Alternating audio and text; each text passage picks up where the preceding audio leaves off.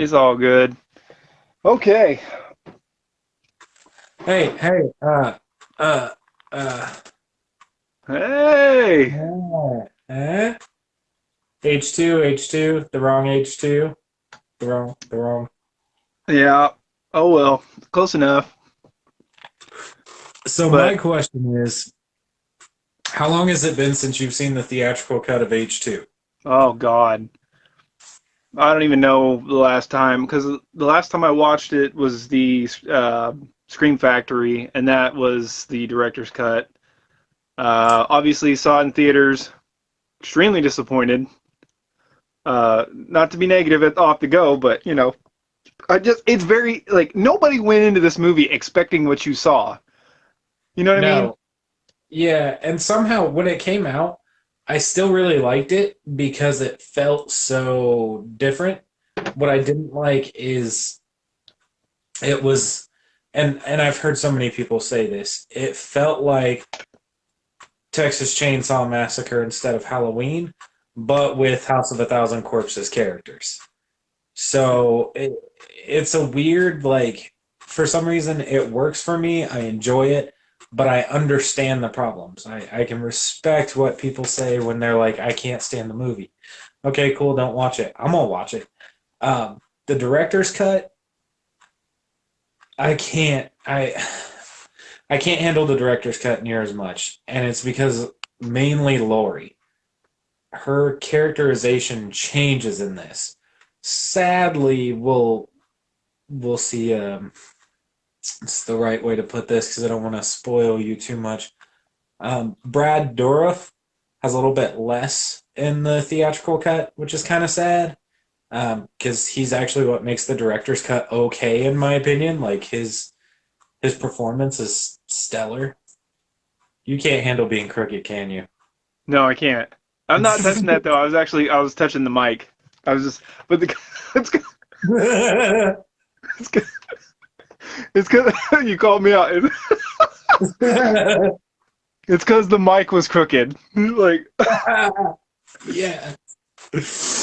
hey, dude, yeah, no, my bad. I'm sorry. I was listening to you. That Brad No, Dourif. you're I know. good. No, I know the differences. It's just, oh, I don't know. Yeah. So real quick, let's go ahead and we'll do the intro, and then we'll get into this. Last time we went for 3.5 hours. I just got done editing that. Took it down, just the commentary down to an hour and 56 minutes. Had to download that to the downloader. Then I had to upload it to the app to adjust it and edit it, and then spent the rest of the afternoon trying to upload it to YouTube. And it should be uploading anytime, the 2007 Halloween commentary. But tonight we're going to be watching the 2009 Halloween by Rob Zombie, starring Malcolm McDowell. We've got Brad Dourif, Scout Taylor Compton, and Danielle Harris. It's been a while since I've seen the theatrical cut, but this is a very divisive movie. I would say, I mean, to be fair, Caleb, let's be completely fair. 95% of fans don't like this movie, of the Halloween fans. I gauging from what I've seen, like on the internet, the bottom three movies are Rob Zombie's Halloween 2, Halloween 5, and Halloween Resurrection, and those three cycle the spots. Um, but personally, and John knows this, I'll defend any of them in some way. For instance, with this, I love the Michael Myers like mask deterioration, and it goes through its stages of being more weathered, ripped up, and he doesn't care. He still uses the same mask, and I do like the hobo Myers idea because it's the first time that he's not just showing up in a fresh jumpsuit and mask. He's like living off the land. He's doing what he can to survive until he's gonna strike, which is something that the previous entries just kind of left alone. They just, oh well, he got blown down a tunnel and all of a sudden woke up a year later. What? Right. What? With a different mask. Yeah, I mean, I like the cinematography with this. I like that they shot it on 16 millimeter. I mean, for the most part, the acting is great. Scout Taylor Compton is I mean, she's acting her butt off the whole movie, and like the screaming, the emotion behind her performance is fantastic. I feel like she's very underrated for what she was given. She nailed it. I mean, the thing. Now here's something I just want to cover real fast. It's the spoiler if you're watching it for the first time with us, which you're not, so you've already seen it. But I subscribe to the theory that, and I didn't come up with this obviously, but I subscribe to the theory that all of this is either in Laurie's head or she is making this up. Um, the trauma, she's reliving all the trauma and everything else like that. And when she finds out who she is in the book, that's when she snaps and actually kills people. Or the whole thing could be in her mind. I feel like the 16 millimeter cinematography adds to that.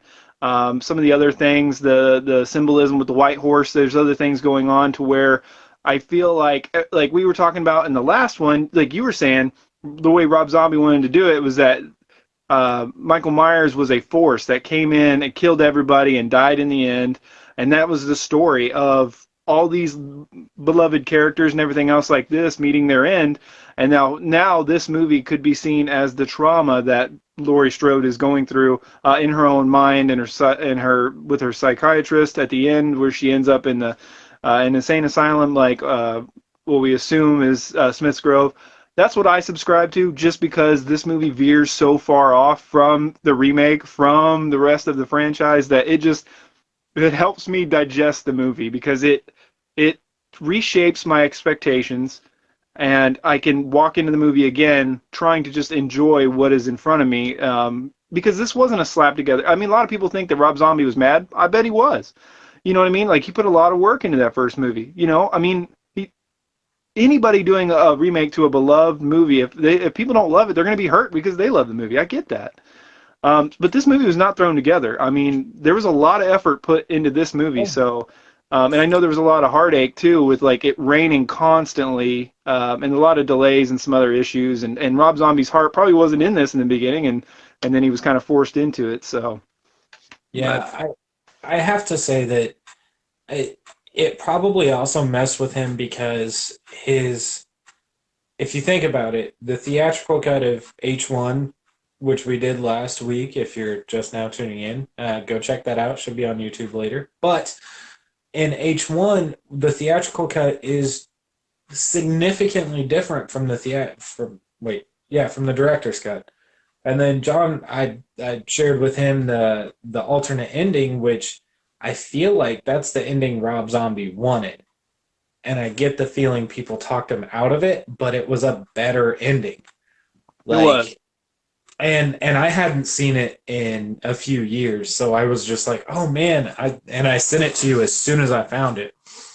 Um, but I feel like maybe with this one, it was just like it was both like, okay, if in his shoes, the studio calls you and they say, we're doing Halloween 2 with or without you.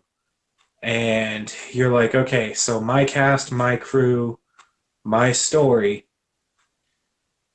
If I go back, I'm not going to have a great time because it was a one story thing. Or I can give it up to somebody else, but that's not going to do the story that I had in mind, which for better or for worse, he came back. He did too, and I feel like maybe it was kind of like a double-edged sword kind of thing where he was cut either way, Right. and it Yeah, it sorry, the lights are killing me, you're good. blinding me. It just it's a rough position to be in, and I can empathize with that. Like if he really did want that to be a one film thing, and he did that alternate ending as the actual ending, imagine that. And then the studios come in, they make you change it for the theatrical release, make you redo the ending. So you appease them, you do all that, and then your way to get revenge is to make all of the home release the director's cut. And you think, Right. okay, that's it. That's over. It's done. And then you get a call from a studio exec who says, no, we're going to sequel it. All right. Well, let's see if we can sync up Sync right this here and up. we'll get it started. Where are you at? I'm about to hit play on the menu. Okay, just so everybody knows, double checking. This is the theatrical cut of 2009's Halloween 2? Yep. 2009? Yep. Yeah. All right, let me know when you get to Dimension because I got mine paused there. Alrighty. Wait, I'm sorry. It cut out. Pause where? I got it paused where like you just hit play and Dimensions popping up. I got it so it's on DIM DIM. basically. I can't. I don't spell so good. Is it lit up or is it black? Black. One, two, three, four, five, six, seven. One, two, three. One, two, three, four. One, two, five, six. No, too far. All right. All right, ready? All Five. right, so wait. Just so we're clear, do we go on the last number or go on go? At the end of go. At the end of go. All All right. right. So Five. everybody, Halloween 2, theatrical cut. Get ready to hit play. All right. Five, four, three, two, one. Engage. You got it? Yep. Mine is not muted. I do have to say, I miss seeing movies that start with dimension. Yeah. The white horse linked to instinct, purity, and the drive of physical body to release powerful and emotional forces like rage, ensuing chaos and destruction. Dang it, I missed the last little bit. I was a little late to the party. Two things. One, making us read at the beginning for somebody you just killed, kind of harsh. Two, immediately introducing your recast for Child Michael Myers. Why wouldn't you just put the mask on? That's not, like, since It would have 2009, it's bugged me. Yeah, if they would have used one of the masks from the first movie and just like here, let's do that instead. That would have been much better. Right, Much better. right. I'm with you 100% there. And now we're inserting the white horse. I also want to say this is no offense to this actor whose name I don't know. I am sorry that the Halloween community has treated you like trash for this. This is not your fault. You did Right, good with what you were given. So if you happen to stumble on our channel, just know that. right.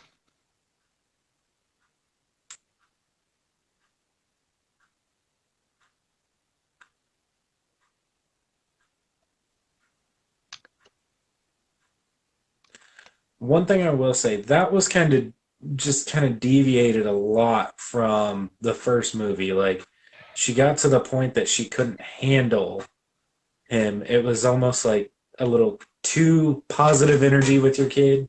Right. It must have been really early on when he got, well, like a couple weeks after. So 15 years later,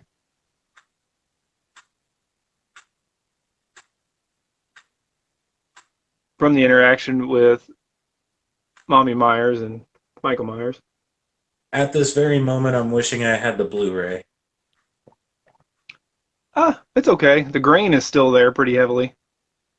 Yeah, the green is here, but it's like the colors are pretty dull.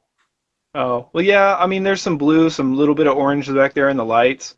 But for the most part, this is a pretty dark scene. I think it's it's a choice by Rob Zombie to keep it gloomy and rainy. I guarantee you this rain was not on purpose. No. I do remember in theaters sitting through this, I was like, holy crap, I can't imagine like she does really well here. She's amazing.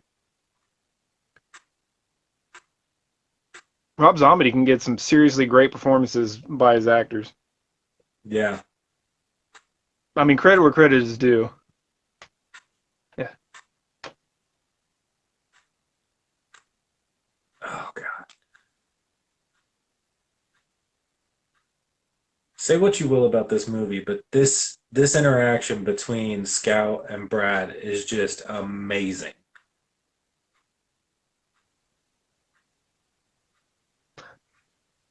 Yeah, and this is super This intense. scene is rough. So, I warning to mean, anybody watching it for the first time, it is gory. right. But like we talked about in the last commentary, like when we talked about rape, like sometimes it's like, do you want to see it? Do you not? Like with this, it really shows you what she's been through, kind of a thing. I mean, not that it's the same thing, obviously. I'm just saying, like, this really shows you what she went through and how messed up she is. Yep.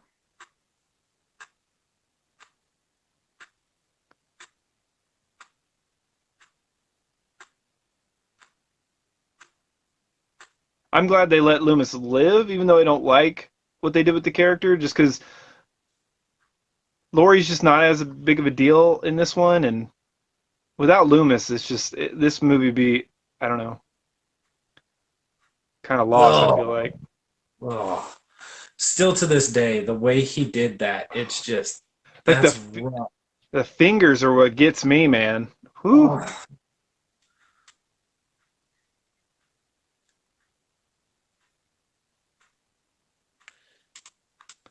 Once again, we insert some more characters that nobody likes because they are hellaciously horrible. they are. Oh, brr. And see, this is effective. Like as the fingernail. You gotta love that noise, that like squishing a It's bug. so it's so effective. And so here's the thing. I can sit down and watch a lot of gore, but medical gore has always gotten to me for some reason. It just gets under my skin and makes me want to hurl. Yeah. And that scene, since the day I saw it in theaters, has always been like in the back of my mind, just random quiet moment in my head. Hey, remember when they pulled the fingernail off? And Mm-hmm. Putting pins in, stitches in the face.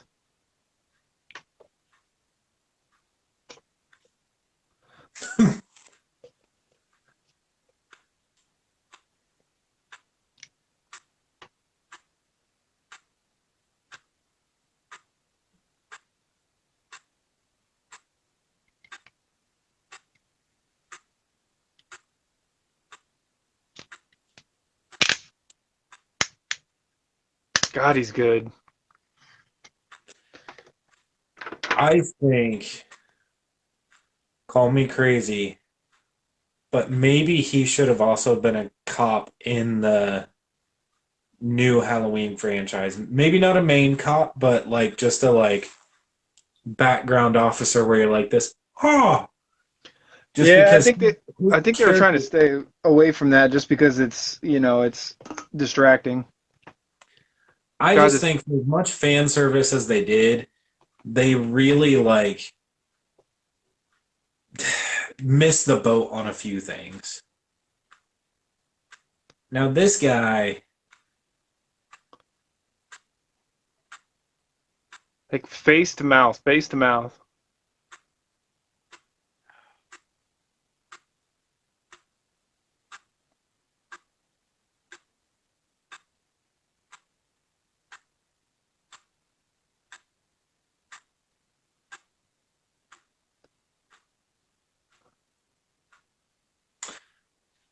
and I've that been is the guy around. who plays Doomhead in 31, and he is the same guy. Like Yeah, it's creepy. Like that guy was born to play roles like that, and it sucks to say, but he would have he's been a great. believable.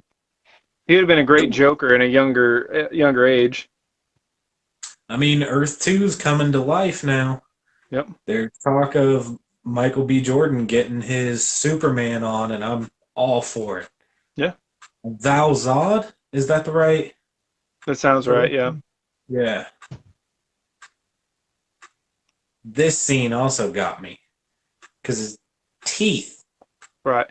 Well, that's the best thing Oh, about Rob Zombie. The fight scenes, the gore, the violence.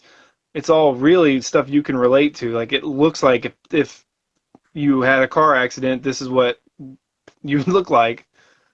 yep. That. Oh.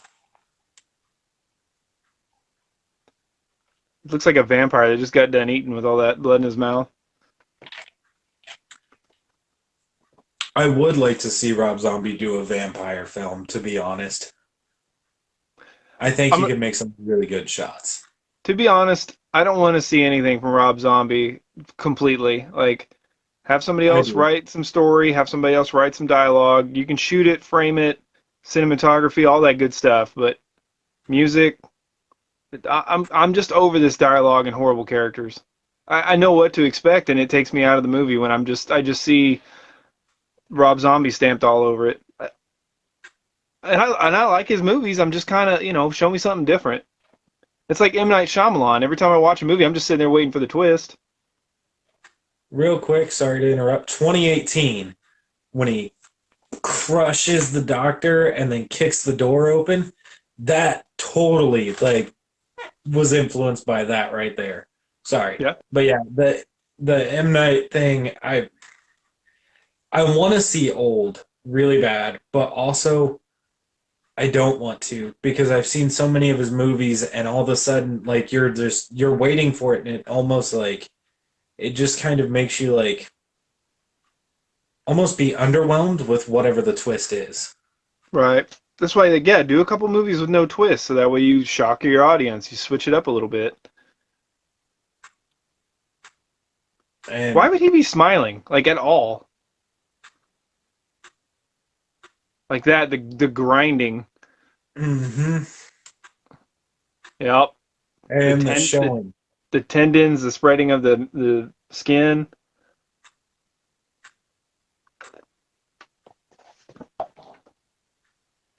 And this mask, man. Oh my god. This Myers mask is on point.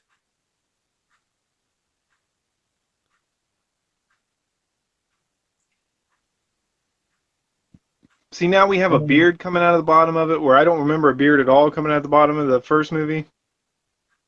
I don't either, but it's realistic. Like that's the thing for me is like he's just a guy. He's just trying to survive. He Right, doesn't do self care. but in the first movie, So he didn't have a foot long beard. So and now we're again, also I that leads me to believe that this is a dream. some yeah, I could see that. But I also think that this is a point like he took some creative liberties and he was like, would Michael Myers actually care about grooming? No. Would he care if his beard was perfectly stuffed under the mask? Hell no. Would his hair pop out? Yeah. Like though I feel like those things are kind of real. Whereas like all of the other like I mean in 2018 he's got a pretty close cut, a short beard. He's trendy for today's standards. In Halloween 5, ponytail, clean shave. And Tony Moran in H1, come on. Like, Well, but I mean, you also have to think about back in the day, they could have made the inmates sit there and do it. I mean, especially back in the day, people were clean shaven for the most part, for professionally, like for grooming, for lice, for a whole bunch of different things. Like, and also in H1, I feel like when they showed him, he had a shorter beard. So maybe they did buzz him, and then since this is the dream sequence, spoiler alert, and later he does go put the mask on, he hasn't had access to it, and it's a year later in this, 2 years later in the director's cut. right. Well, let's also talk about the fact that, okay, so if this is a dream sequence, and it's a great dream sequence, and this is a It nice really difference is. where she actually visits her in the hospital, Yeah. but visits Annie. But if she shot Michael Myers in the dome, point blank with a 357 Magnum, like they don't talk about there was no body. They don't talk about that Michael Myers got away. Like later on, that I remember. So it also makes me think that this is just a dream because like everybody would be on high alert if this dude, not high alert, but everybody would be more panicked. Yeah, no, that is the plot hole at this film. That's where Loomis is in front of the crowd and they're like, is Michael Myers dead? And he's like, do you want me to spell it out for you? He's dead. DEAD, dead. And no, like, if his body did not make it to the morgue, or maybe there's something we're missing here. Maybe his body did make it to the morgue, and maybe it was just mismanaged and he got up and walked away. Because this is purely dream sequence. We don't know that Right. the ambulance scene was or not. But So, if the body was, there should have been more emphasis on the if the body was gone. So that yeah, way we know that like she should be on high alert. Like everybody should be paranoid. Like if yeah. somebody messed me up that bad and got away, I would always be armed. I just have to interrupt and say that this is my favorite scene of the reboots, like one and two. Octavia Spencer, award winning Octavia Spencer, she gets it hard. Right? Eat my pie. Uh, this.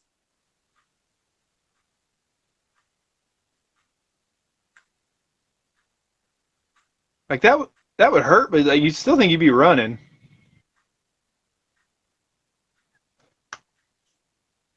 And see, I feel like that's a giveaway that this is a dream. Like, at the time when you're in the theaters, you're just like, whoa. But now, after watching it so many times, it's like you would know that that happened. Look at him. He is terrifying. And those overalls are just extra nasty in this one. The hair is dirty and puffed up a little. And here's another thing why I think that this is a dream is because well, I mean, I think that the whole movie's a dream is because he grunts and he did a little bit in the first one, but not like this. This is ridiculous. Like this was the first piss me off when I watched this in the theaters. This scene right here. I love this scene.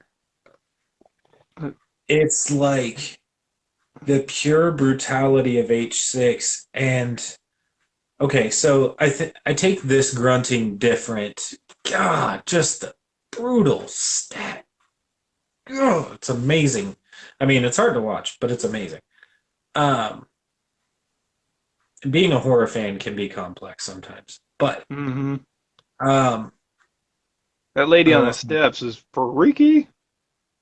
again, I've talked about this one before. I feel like her there is another giveaway that it's kind of a dream. Like I feel like they would have covered that. But you know, when slasher started grunting, I feel like as Jason Goes to Hell, and arguably Jason grunting in Jason Goes to Hell is goofy. I mean, whether you love the film or not, hearing Jason go, "Arr!" it's weird. And then I feel like Michael didn't grunt until the reboot. I mean, he did do that in Halloween Resurrection when they push him in the fire. Well, when Busta gets him in the fire, whatever that But was, but I also feel like that was more sound effect. he grunts in the original too, though. But again, it wasn't goofy. In the reboots, I feel like that I feel like it was popular with Jason Goes to Hell and then started its way in. I feel like Michael's grunts have been growing throughout the Halloween franchise, but I still don't feel this is goofy. It doesn't take me out like it did in Jason Goes to Hell. Right? Yeah, I mean, Halloween even, Resurrection. Jason Goes to Hell though could basically also be written out as a dream sequence by Freddy. That Jason could have died in part seven. Um, like let's say he dies part seven, part six. Say part of the lake he was in dried out, and that's where Freddy. That's where he comes up at the end of or at the beginning of Freddy vs. Jason. Yeah, yeah. No, I So don't her, know. so her falling into the bodies doesn't happen in this one. It's the director's cut. Correct. Okay, so that's the Again, main like, duh, this is a dream because yeah. obviously, I feel like whoever was in charge of editing the theatrical cut looked at that scene and was like, too that's easy. too far. You need to reel that back in. That is more like a deleted scene material. Whereas Or this director's just, cut. yeah, with her just trying to make it through the hospital. In the theaters, you're like, dude, this is like paying so much honor to the original H2. Like, this But is amazing. in a better in a more aggressive, faster pace. Yeah, and the thing is, this first like what 15, 20 minutes, I feel like Halloween fans can all agree this is great. This is really great. This hospital scene. But the rest of the movie's where it kind of goes downhill. Yeah, yeah. I I know she can't run, but God, trapping herself in a little confined area like that, it's not Big, like in big the mistake. big mistake. It's not like in the original, or well, in the Halloween 1982, excuse me, 1981 Halloween 2, where she hid in the car. And That's a little different because 22. there's so many cars around. You kind Dude, of blend in, and it's a sneaky little hidey spot. This is a pretty side note. obvious, As a fat guy who eats donuts, I am not letting my donuts hit the rain. right? They will be bagged. Yeah. There's now no glaze. Here's another good Um, B-list actor. have you seen Grounded for Life, the Mm. TV show? He plays the like grandpa, and it is one of my favorite like family sitcoms. It came out say like 2000 ish, give or take. Really good show. If you get the chance, I think it's on Hulu, maybe Amazon. I know we're both busy people, so having time like that's kind of crazy. But they're 30-minute episodes. Oh, there you Really good. go. See, I like some short episodes like that. 45 an hour is annoying. I I finally mean, finished, not to get off topic, but I finally finished Fear Street, and it was a I very good still have. ending. It was a very good ending, so thank God because I was really getting worn out by the second movie. See, I want to give it all a chance, but honestly, I've been kind of more in the mood for um, the like anthology style films lately. Like I've had an urge to watch those because I feel like you can break those up, and I Hmm. don't have a lot of time to give lately. Like right now, it's just our Thursdays that I can give to a full feature film, and so being able to like watch the first segment in an anthology film, cool. Like I started Creepshow 2 the other day, I believe, Oh, and no, not terribly great, but like 15 20 minutes and I can stop. yeah. And then 15 20 minutes more, stop. That's what I was doing this morning, and while I was on the treadmill, I was watching. Well, I was trying to download the video and watch Fear Street. I was multitasking.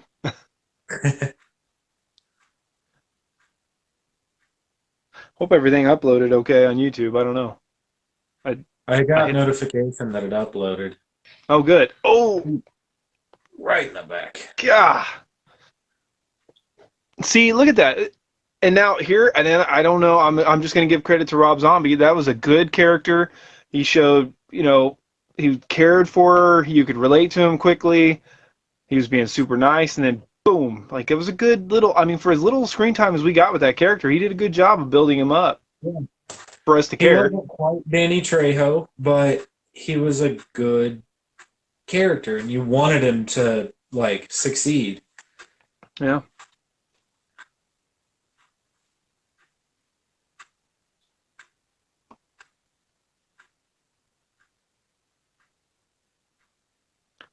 God, that mask. See, and the problem is this feels like a fan film, like a 20-minute boom. Here is a fan film. You know what I'm saying? Like it just you get so invested on what's going on, and then it just rips a rug out from underneath you. And the rest of the movie is a lower quality. I do think that you're going to kind of enjoy the theatrical cut versus what you've seen before because it had been years since I watched H2 just because I remember watching the director's cut and being like, oh, and that's all I had access to. And then when I bought this double feature theatrical cut, I watched this like 3 times in a row. I was just like, I can get back into the film. I love how when he hits the axe in, he turns it and rips the studs out, like fully taking down everything. Like it Yep. just he really demolishes that thing, and then boom. and then everybody in the theater was like, I "You can won't do it." lie. When that scene hit, I was kind of like, wait, what? Because to be honest, back when this came out in '09, I was like more of a casual horror fan. Like I was really big into Friday the 13th and Halloween, but I wasn't as offended by some of the choices that remakes take or as upset with them. Offended is not the right word. Uh, Don't trigger I anybody. yeah, I was less invested in what they did, and now I feel like some of these choices are like, oh God, really? The thing that frustrates me too is like, look, I get that she's going through a lot of stuff, but I mean, would she really graffiti the entire room and just like trash everything? And I don't know. It's a weird take on trauma that I'm not used to. As somebody who has seen stuff like this, maybe not like the Michael Myers thing, but seen people go through trauma and they find art or music as their escape. I've seen it a lot, and maybe not to this extent. This is like dirtying it up for cinema, um, but I have seen it. I've had friends who have just literally spray painted walls. Right, I've but would you? personally, my walls were covered in posters of like metal musicians and horror characters and stuff like that. Like it, it was kind of an association to that, like that power you feel when you listen to the music or watch that film or whatever. Now I'm much more classy and I have frames. I just can't imagine trashing somebody else's house that took me in. Maybe it was already tracked. I don't know. He's Chucky. You know, Speaking of which, did you watch the full release trailer? I did. We'll see. Eh, yeah, I feel like that trailer made it seem like it could go either way. See here again. Nope.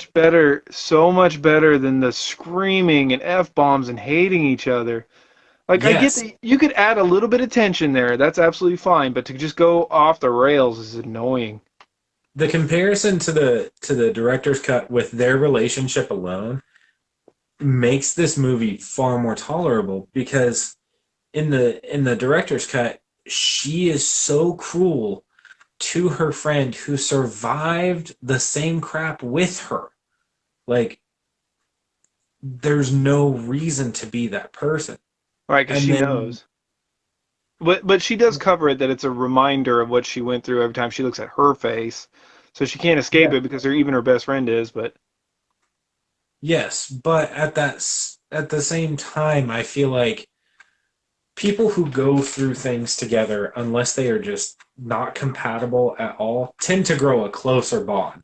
They may right. struggle for a while, but I feel like something like this is far more relatable than the director's cut, where every time she sees her, it's like cussing and screaming and hating and cruelty between the two of them. Right. And then, oh, yep, the great Margot Kidder looking really good for her age. Unfortunately, she would pass away a few years after this. Rest in Yeah. peace.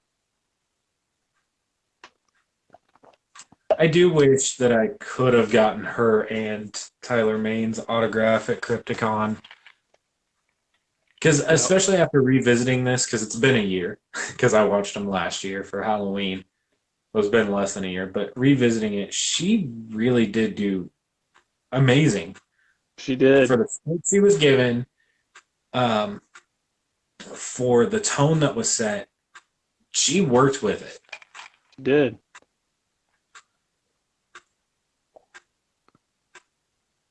She was intimidating though. I'm not gonna lie. She was cute in these movies.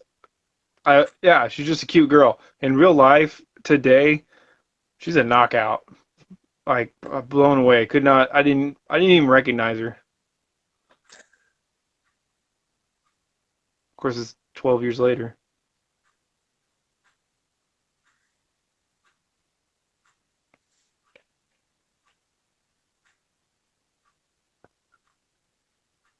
Hello.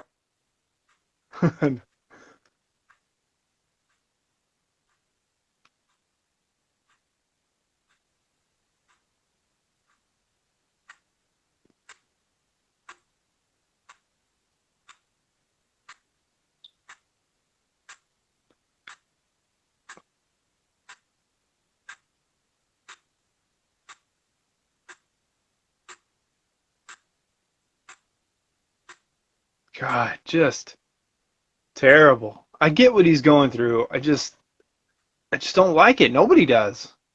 Mm-mm. Oh man, I 3000 remember. GT Mitsubishi. They I are a remember when piece of those were crap, but I the love them. everybody wanted those or the God, I can't think of the knockoff, the Eagle or whatever it was, the knockoff Eclipse, Yeah, the and everybody no, it was after them. wasn't AMC. Who did that? No, I can't remember. I can't remember either. The AMC Eagle was a cool car too, but Station wagon 4-wheel drive. Hell yeah. to this day, I would drive one with the like wood panel siding. I don't care. My buddy had one in high school, dude. We loved that thing till the straight six engine caught fire, and that was the end of it.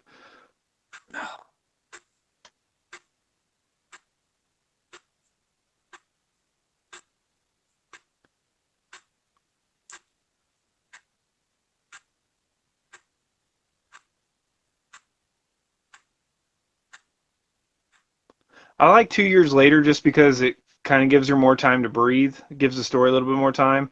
Plus, like, she's got like 5 tattoos. Like, really, like, I don't know, 6 months of physical therapy and everything else, and then you'd get that many tattoos. I don't know. I would.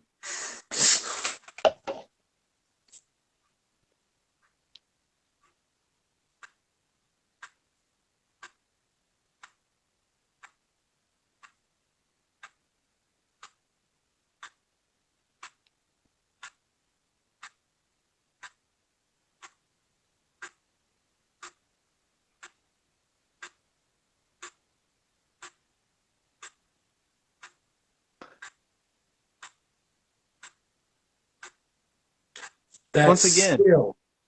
It's the wrong face. put a mask on. I do not understand it. Easiest fix on the planet.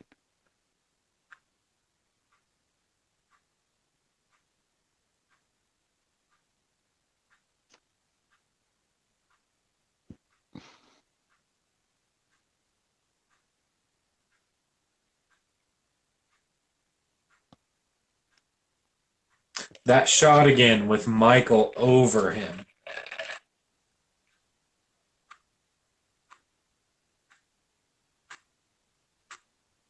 15.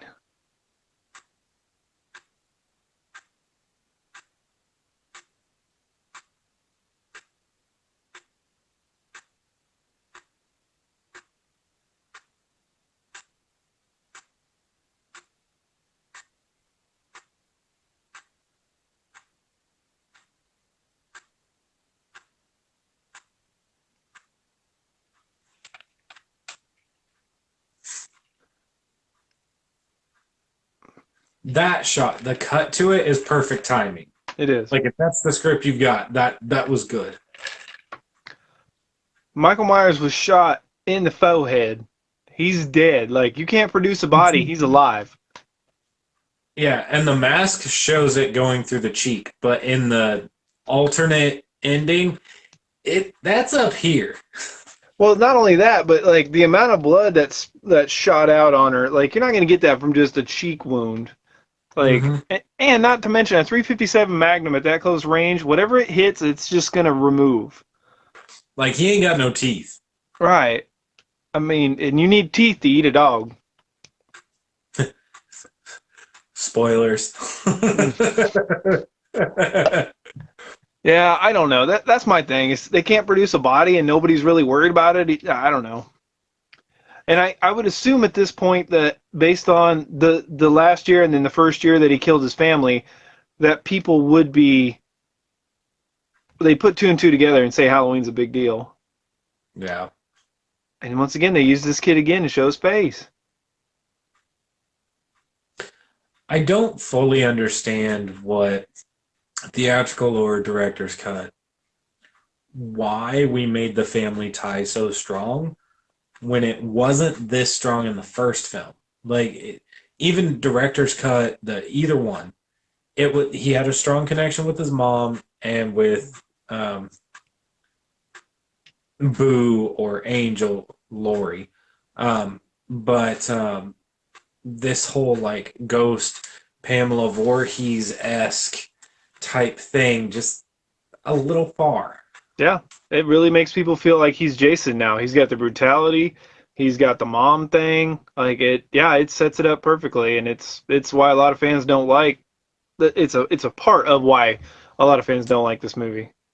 But I do feel like they miss out on stuff like this. Like he's off the land, he's like going to people's barns and staying in them and like killing animals to eat them, and it's very real.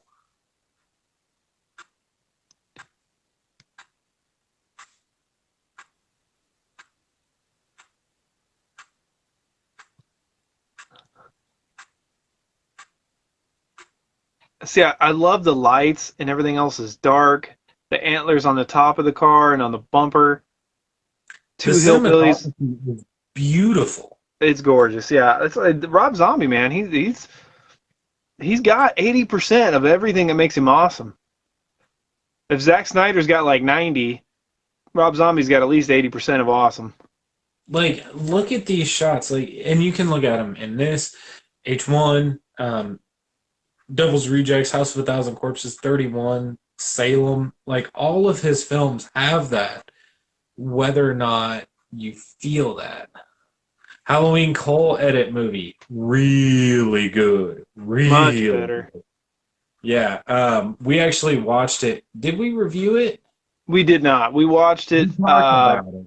Yeah, we watched it about 75%, and then you had to run because it was getting really late that night. But yeah, no, it's phenomenal. Changing the music a little bit, changing some scenes out, deleting some scenes, getting rid of the beginning.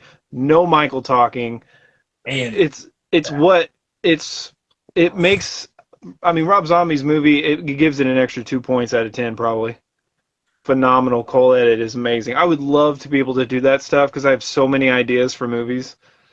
Oh yeah. gosh, like right across the Ooh, eyes and the nose. ooh, Woo-wee. just around the truck scene, it's just so rightly paced. Oh yeah, the antlers. Mm-hmm. And the buck knife, dude, that knife is more intimidating than any other Myers knife, in my opinion. Yeah. God, he's just vicious. Dude's dead, man. Like not only did you cut it like through his nose and eyeballs, but he's whoo hoo. And then he's like, "Well, I don't even care. You're a nice person. You have a pulse. You're going down." Yep. He pulled her out of there like I would pull out a bag of potato chips out of the trunk. Yep. And then he just won. And One, then two, won. 3, 4, 5. Like God, his pauses are so calculated. It's this his performance is just amazing. yeah, it's a really nice tempo of enjoying it. Pull Yeah. back, wait for it, boom. Pull back, wait for it, boom. It's really good. Yeah.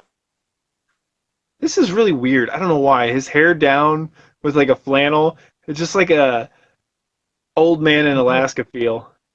It's like, do you really dress like that? I need to know. Was it Lee Marvin? Who's Lee Marvin? God, I really want some pizza now. Same.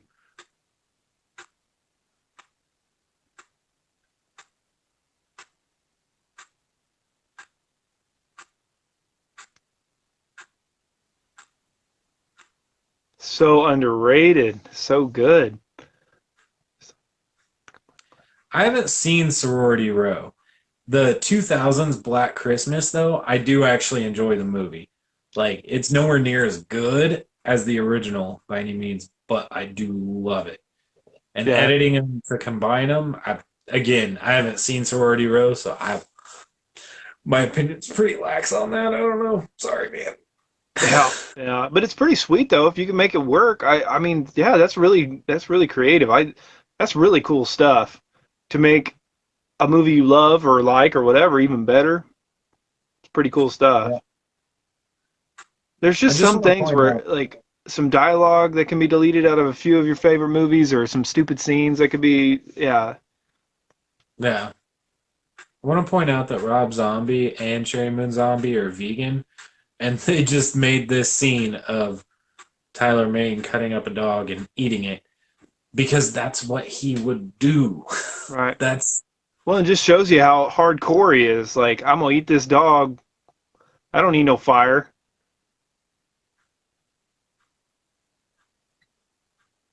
See how once again, this is why I support. This is why for me, this is all in Lori's head. She's becoming Michael Myers through the trauma, and this is why she's throwing up. my other thing is in a way this pays a little more to Halloween 4, that concept of Jamie becoming Michael. So I feel like that's on top of having Danielle Harris here, it's also like a more of a respect for the franchise in its entirety instead of just a select one or two films, which is nice. Right. Now this, I don't know where the apparently he wanted Living Dead Girl in this Right. movie. Um, But once again, this just feeds the idea that this is a dream or Lori is becoming Michael Myers. She's why becoming does the part of the adult have the family. mask and the kid not here? I, I don't know. I wonder if it was some kind of agreement between like his agent or the kid or his parent or supervisor, whoever. Yeah. I still want to figure out why Dad wouldn't do it again or couldn't do it again. I Like think I he's just said, too I heard old. so many different reasons. I really want to know which one's actually true. Well, from what I remember from watching the documentaries of the first Halloween movies, that he was aging so fast that it was great because in the sanitarium, he it looked like time was passing. So I'm assuming that the kid just hit a growth spurt and just didn't look anything like himself anymore. Because when he was in Hancock, when I think Hancock was also 2009-ish. I mean, you could see a resemblance that he was still him, but he'd really jumped up. Speaking of Hancock, can I just say that film is underrated? Like, Underrated. I cannot say how great that movie is. Like, I remember going, like, seeing the trailers and being like, yeah, this is going to be cool. I actually was late to work the day it came out because my brother and I went to the movie theaters to see it, like, first day showing at like 11 a.m. I was like Nice. an hour late to work. And I had so much fun with the movie. And still to this day, when I pop it on, I'm like, yeah, this is good. It's Yeah. just a fun film. And it's Well, got it's all of those things. It's got some action. It's got a little bit of suspense. It's got a side story with love involved and comedy. It embrace. Sorry, getting off. no, it's a weird movie where it's like funny, funny, funny, funny, and then boom, the emotional drop in that movie, and the stakes are crazy for a movie that was just a comedy. Like it goes from a comedy to all that like that. It's crazy. Great movie. Great Great. movie. God, I hate New Loomis. Yep. and and this is deliberate. There's not a good part about this. Like he said, he felt bad for the families, but all in all, every scene with him in it is horrible. I don't know why Rob Zombie wanted to do this, but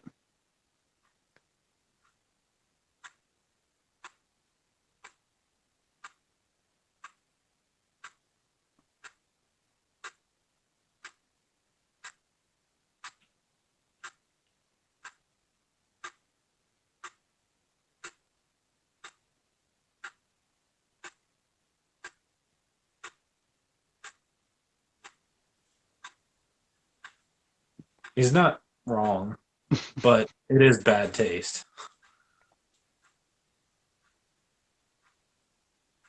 the original Loomis, I wouldn't say he had class, but I would say he was a good human being to his core. I just yeah Uh, I don't know. You had to do something different. You took a shot, just not something anybody wanted to see. It's got to be hard as a creator to give the people what they want, but at the same time, give them something they don't see coming. yeah, and see this scene. Hold on, I need to make sure. Yeah, this scene. I remember being in theaters and being like, "This is a new level of that family connection."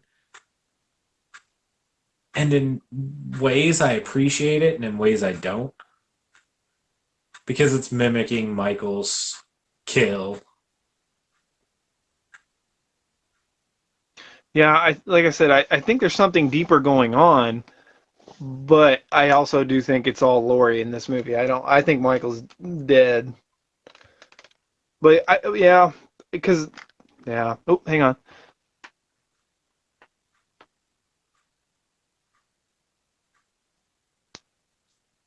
Yeah, I can agree. Yeah, I mean it is realistic. I mean if he's dealing with trauma and pain and stuff like that, this is how he Yeah. chooses to go with it. Yeah, become famous and exploit it. Yeah, I can totally I can see it. I just once again, like Yeah. I said, I just don't think most people like it just because Or the it's characterization of what Loomis stood for in the first six films, it's such a departure from the character that, like, in H1 you're almost forgiving of it because it's Malcolm McDowell and he's like fantastic, and then in H2 you're like, you yeah. suck.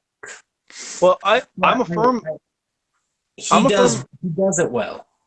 yeah I'm a firm believer that um, Malcolm McDowell just as good of a job as Donald Pleasance. Uh, movie to movie, first movie to first movie. I mean, you get to know and love, and the character gets to breathe more throughout the next, five-ish movies. Malcolm McDowell is phenomenal Loomis in the first movie. Phenomenal. And see that move where Lori wakes up from that dream and she's talking to her stuffed animal and she's talking about how she's going crazy.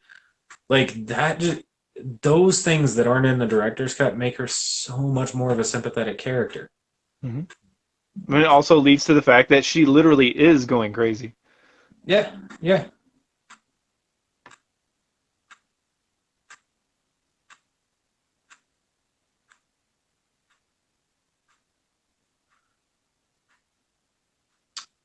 Yep.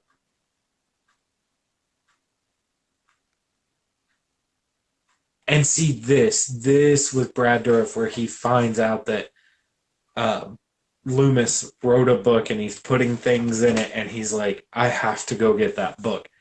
That look, he doesn't have to say a word.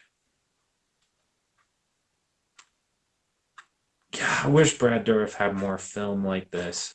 Mm-hmm. Brad Dourif is severely underrated. I watched the commentary on Lord of the Rings, and he was talking about being a part of the Two Towers, and he's like, I'm just happy to be here, and like it's amazing, and like, dude, he just crushes every performance that's ever given to him. Yeah, It's severely underrated and a great person from what I understand. But yeah. I wonder what his net worth is. I kind of want to look that up. Not that wealth means I you're do awesome. like that his daughter is kind of taking over the Child's Play stuff. Like she's the main character in the last two films, and from what I understand, she's got some, like, I don't know if it's creator or producer or something on the show, as well as an acting credit, I believe. So that's cool. She's in for one episode. Alex Vincent. No, Alex. No, what's his name? Is that right? Alex Kid. Winter? No, the kid that plays, or the guy who plays Andy. Anyway, I'm blanking on Oh his. yeah, Huh? yeah. Alex Vincent, I think. Alex Vincent. Anyway, he's in there for two. Jennifer Tilly's in there for like three, four episodes. So yeah, I mean they're all going to make an appearance. What's her name is in there? The gal who played Kyle. She's in there for two episodes or something like that. So Yeah. Brad Dorff is his net worth is 6 million. Do you Not want to know bad. Huh? That's not bad. I mean, No. it's more than me. Do you think? Okay, here's a Wait, question. Here's a question for you. Jennifer Tilly. Do you think she's got more or less? less. Okay. I know she's got more because I looked it up about a week ago. I think she's got like 23. How? From what? 25. She's got 25. She's got 120 acting credits, and she's actually, I think she's almost a professional poker player. Good lord. Yeah, This I've watched. scene, Yeah, this they seems. picked they picked the wrong guy to act like a tough guy to Michael Myers. Like I like this actor. He's weird, but I feel like it was the wrong actor for this. But it's still a great scene. I think it works because he works with a lot of people. He works at a bar. He's probably had to tell a lot of people, like, look, you're done for the day. And you kind of have to fall back on pretending to be tough just to, it's like a bluff, basically. So it kind of Yeah. works. But when he takes the step and Michael takes the step, it's like, oh, right here. Oh, that is pure fear. And that was well acted. And then find his composure again.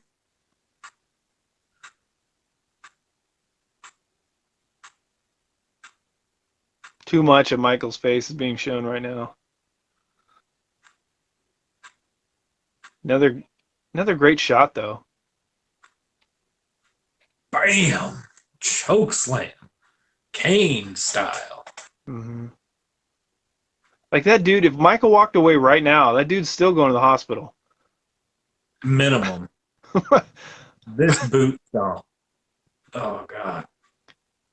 Man, this whole scene is nuts. Oh,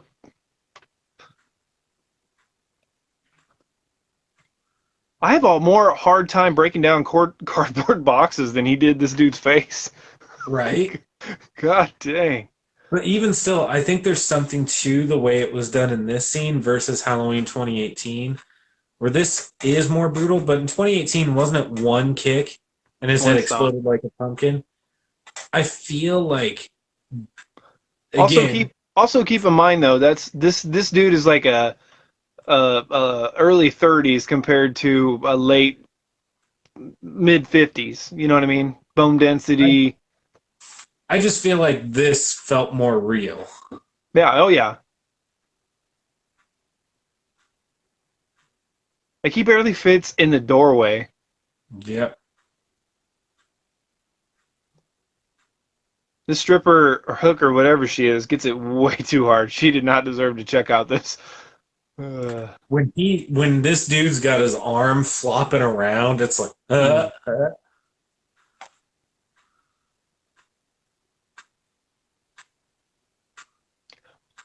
Why would you close the distance, especially if you actually were in the military? You know, a knife in like a 2 foot radius is more effective than a gun. But I mean, granted, the gun was out. But like, why would you run after him? right? I'm a wuss, so I'm just gonna say that right now. But like, I think she's got tattoos downstairs, and she's got a tattoo on a boob. Ow! Yeah, Ow! Yeah, that dude. arm. The gore in this movie, like, it's a little over the top, sure, but it looks real, like, and it's It's God. not there. I think there's like a level. Like it's not Freddy versus Jason over the top where you're just like, but Right, it's enough to be like, ah, that's uncomfortable. I right. don't want that to happen to me.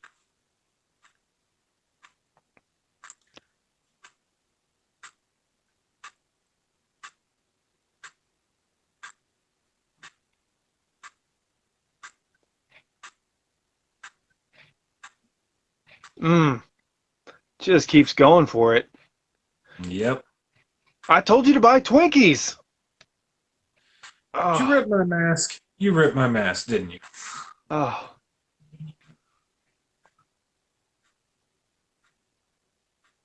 I said low-fat Greek yogurt. Oh, closed.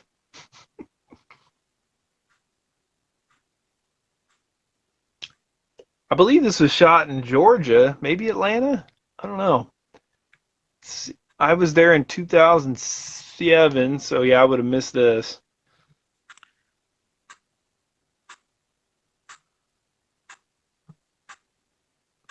God, little pigs are cute. I don't know what it is, but they are freaking cute.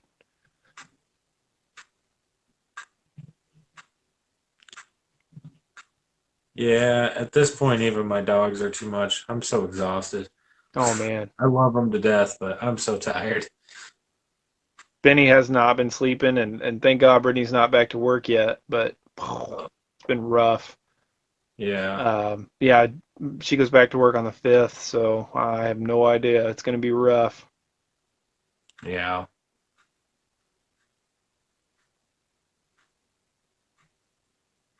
Look at these shots. Like,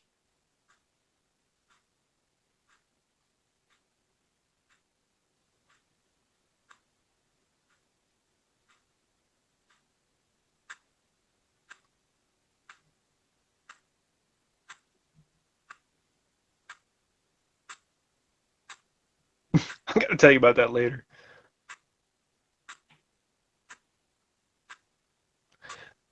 I feel like Daniel I mean, Harris was kind of wasted in this movie. Like, once again, this is another opportunity, not necessarily branch away from Laurie Strode, but I don't know.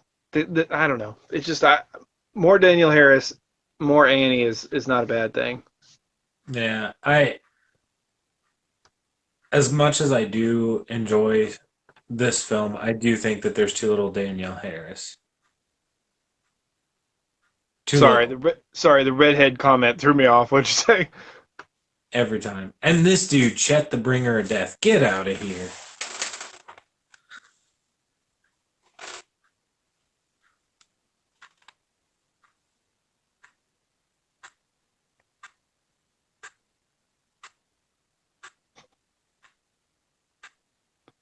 See, I would have messed that up.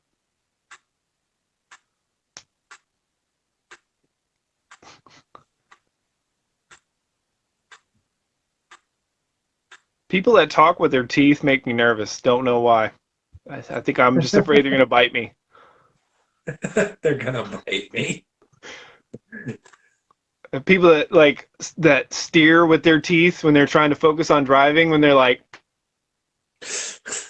I don't know why it bugs me.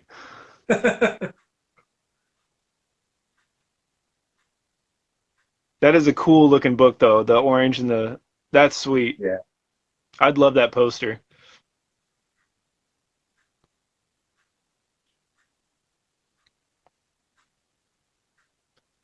How would you remember? Like I know a lot of people will bash this part of the movie. How would I'm not a How face would you person. not know? How would you not remember? No, but how would you remember though? Like you're in the moment, you're at a signing, you're trying to be pleasant and put on a facade. How, But at the same I don't time, you're selling a book based on her death. I still don't think I think he's so far up as Tushy that he would know. And I think he's putting on this facade. I just don't think he would know. I don't think I'd know. Wozers.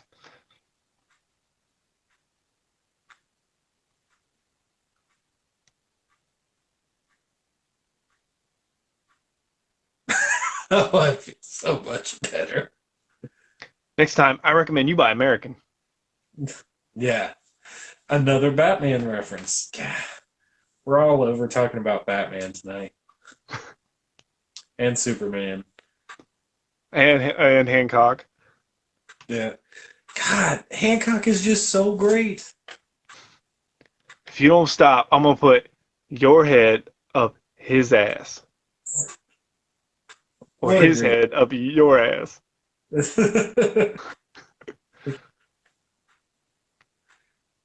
And this. Oh. Because you know exactly, like in the theater, I remember being like, I know exactly what she's reading. And I mean, how else would you react? Right. And this is where I think she snaps. And now this is where I think accountable deaths start to happen.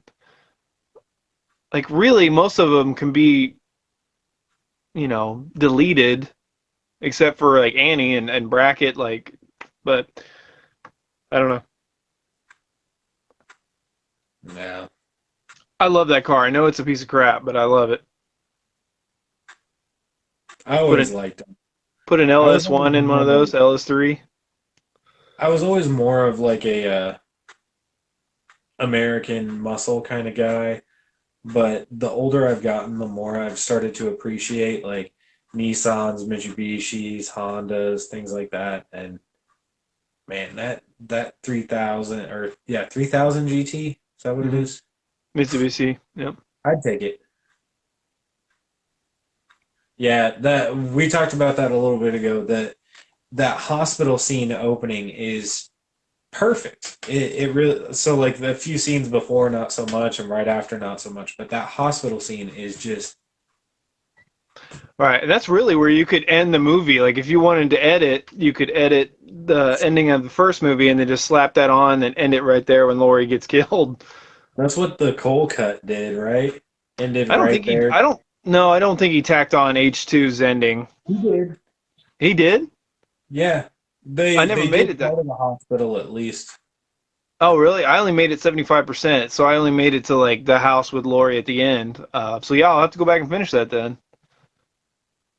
I remember finishing it while making dinner. So like I was like doing the double task, phone up here, cooking.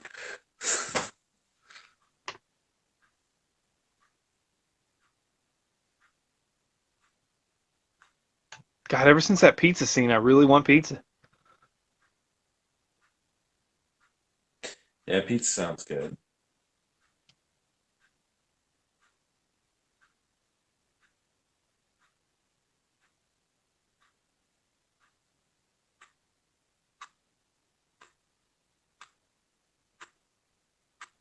See, once again, like we got these new friends, which are great because they're going to give you some more body count. But Yeah. I just would love to go through this with Daniel Harris Yeah. back to back after the first watch. Yeah, he really Yeah. did a great job. I would love to have that on a physical disc. I'll have to Yeah. go back and finish it. And I don't know if you've caught this. We are watching the theatrical version of H2. Um, just John hasn't seen it since theaters, right? No, The I think I'm theatrical. sure I've seen it before or after that, but it's just been so long. Just because I just don't really care for this movie. I mean, Yeah. I'll still watch it and find things to enjoy about it. But as in the Halloween franchise, I got to put myself in a certain mood. I got to look at it a certain way. I mean, I'm not gonna bash it like everybody else just because it's done. Like it's over. Everybody knows all the problems with it and everybody's reasons.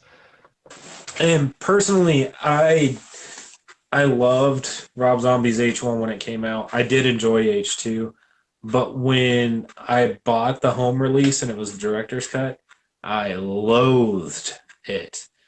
And Yeah. then fast forward to like 2, 3 years ago when I showed up at John's house with the theatrical cut, I was like, dude, I'm gonna watch this as soon as I get home. And I watched the theatrical cut like 3, 4 times in a row, just like back to back to back to back. Because I found things that I enjoyed about this version, and it actually made me pop the director's cut back in and be like, oh, that's rough. And it's pretty bad when the studio makes a better cut of your film than you do.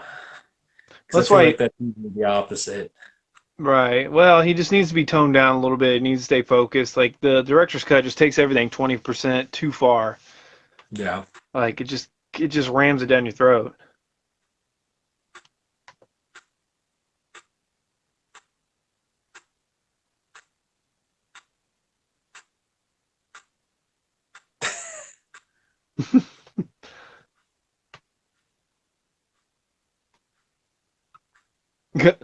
Yeah, I mean, when you're rich, yeah, and you're talking about people that like were brutally murdered and that are still suffering, like not that he didn't go through a little bit of it too, but yeah, like yeah, it's just They don't want people don't want to hear that noise.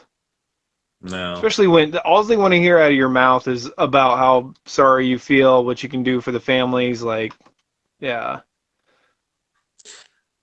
I feel like there's kind of an issue with like, in the mid that's 90s, which scary. I feel like that's a dude, again, the shot. Hmm. It's effective. Like you're nervous for this kid for a minute. Like that's the best shot of Michael without the mask on. That might be actually the best shot of Michael in the entire movie, and he You doesn't have see his the mask on. eyes and you get the fact that he's like dirty and dingy, but not too much. I don't remember what I was saying before. Yeah, sorry, man. It's No, just you're that good. shot was phenomenal. It really is.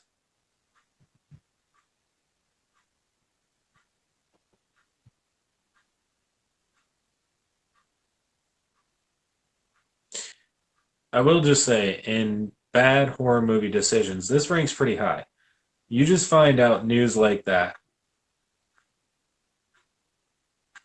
You go into a party, I'm not.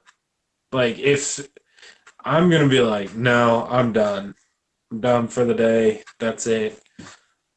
I'm gonna go Yeah, wallow and just exist. I don't know. I think it does fit with the crazy, wild, like ADHD traumatized character that we've now. Yeah, I mean, she's got a tramp stamp. She's got hand tattoos. Like, she's not being lazy. Like, she is active, acting out. I remember what I was gonna say. The like early mid '90s, the like true crime novels that just kept coming out and coming out and coming out and coming out, and the authors were on Oprah or on um, Dr. Phil or like just Montel, just daytime reality show after show, and it was shoved down our throats so much. And these people did like profit off of these stories, and there's even been quite a few of them that have gone back and been like, well, half of what this person wrote isn't true or is fictionalized to sell the book. And I feel like they did kind of capture that. And I remember the timeline for these two movies is kind of screwed up, but I feel like it is the late 80s to mid 90s is the calculation that I've seen, which would really fit with that true crime like kind of snake author that they wrote Loomis to be in here. Right. Yeah, I could see mid '90s. Okay, here's the thing. I, I'm from a small Midwest town, and now Haddonfield is supposed to be kind of small, right? They don't have ragers like this where girls with big old fake boobies are on stage, and everybody is like has really cool, nice outfits. Like I went to Wichita one time after we went and watched a watch together of Rocky Horror Picture Show. I mean, there were people dressed up pretty well, but nobody was like naked and doing crazy stuff like this. I don't know. This is a little overdone. Also, I just I have never been to a Halloween event where this many people are dressed up, this many people are there to be Halloween. I've been to some house parties on Halloween where people are dressed up and getting messed up. I've been to concerts on Halloween where people are dressed up and getting messed up. It's none of this. None of right. this is the vibe. And I feel like Hollywood has this tendency to make Halloween this huge deal, and then in reality, it's like not even a quarter of what society actually lives up to. Right. It's a fun thing, but it's not crazy like this. Yeah, it's I don't know. I think you should have just toned this down just a little bit. Yeah. Although his prosthetics are awesome.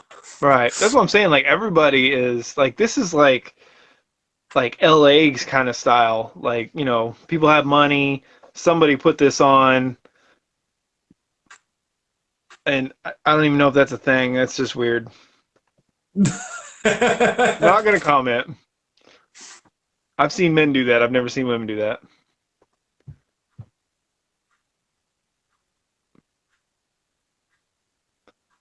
See, Caleb, this is why vans are cooler than trucks, okay? I'm just gonna say. You drive a minivan. There's Hey, no comparison.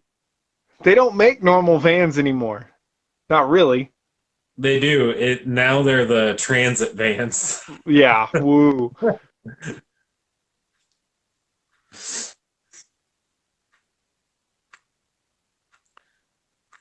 Dude comes out of nowhere.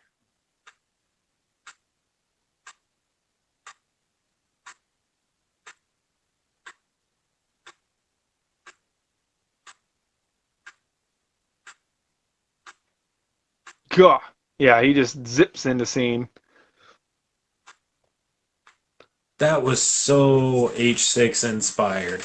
Just like bam, right in the back, real fast, and gone.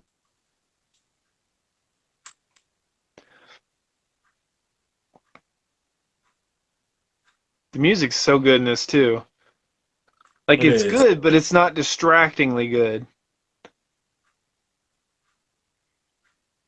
The music doesn't I define the do like movie; it the just cut helps it. from Lori having fun to her friend being like beaten and murdered because it makes you kind of uneasy about the scene.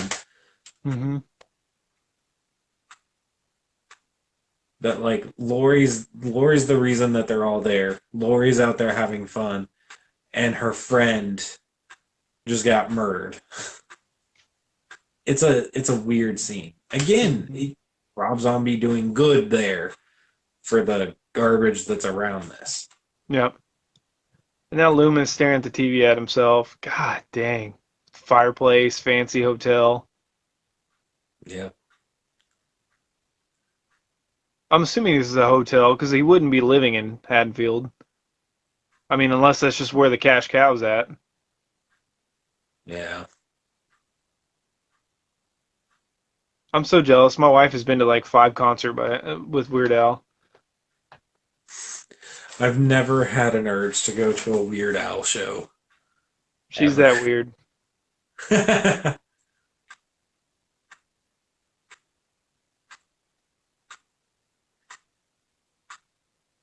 Can you imagine having a persona, a character to the point where you cannot change your appearance? You can't shave your beard, you can't cut your hair, you can't get a tattoo, or like there's just like there's some people out there that are so famous for how they look that they can literally never change their looks. That is, I mean, I don't know. It's just a weird thing that I think of occasionally. Like Weird Al can't cut his hair. Like for the most part, what's his name? Oh no, DJ, radio DJ. Looks like Weird Al. Anyway, Howard Stern. Howard Stern. Yeah, he can't really cut his hair. Yeah. Jerry Moon Zombie can't not be blonde. And Yeah. see, what is that? Oops.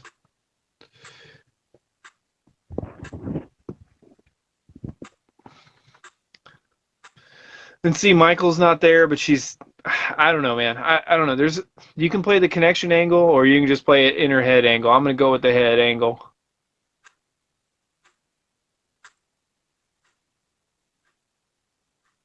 Their outfits are on point. When was the last time you watched Rocky Horror? Years. It's all right. I'm not that into it, honestly. It's a fun movie for what it is, but I've never really been a huge fan. Yeah, Although Meatloaf's ending is kind of hilarious. yeah, it is. I freaking love Rocky Horror. To get the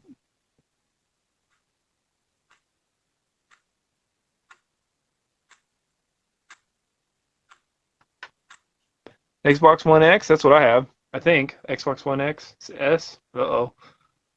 Xbox One X. Right? I think And that's what I have. I bought it most from you. recent console I have at the moment is a Nintendo 64. I've got one of those too, dude. And a Wii, and I freaking love playing the Wii. I'll play Wii golf for hours. Like, well, I say hours, but like an hour and a Real half. quick, Like my kid goes to bed. this scene, this tree, there's no way. I've said this since the first time I saw this movie. Watch when Michael comes out.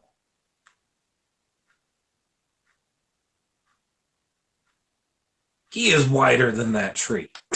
Not only that, I'm but he's 5 feet from you. You would know if somebody's 5 feet around you, and especially when you just walked up to the tree.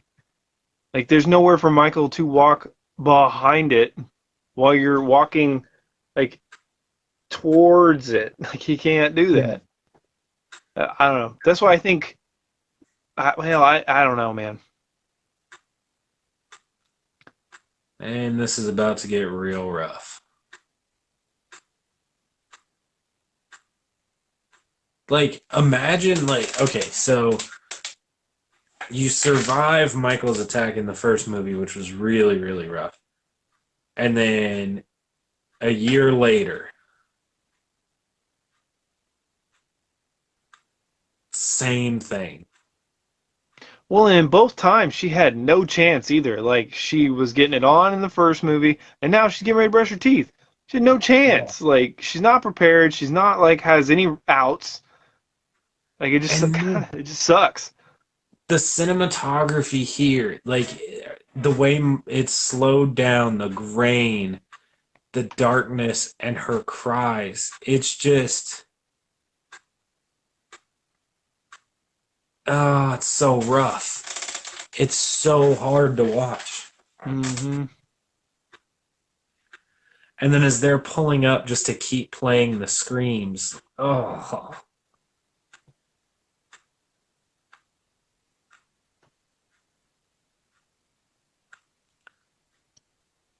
See, I've been to a lot of farmhouses, obviously, in my day, and yeah, that one big neon light or whatever that just illuminates the whole property.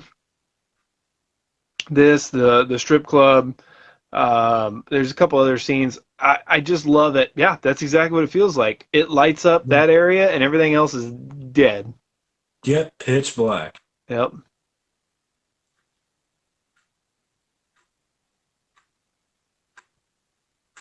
What are you gonna do? You're gonna call somebody, and you're gonna get on some TV show for $10,000 for an hour worth of your life. Like, give me a break. It's not. This is not. I mean, once you know it, it is what it is. But now it's just profit. Well, it's also still the same day. She's still processing that information. Right. In the end, though, you are who you are. I mean, yeah, your parents helped shape you and everything else like that. But I mean, I never noticed that before. the Him walking by. walking. Yeah.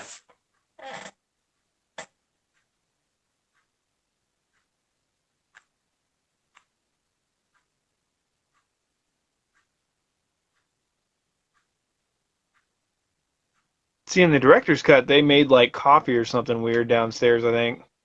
Yeah. I this is better except Brad Dourif's lines once they get to him are a lot less. So for Brad Dourif's performance, this scene's better in the director's. For everything else, better here.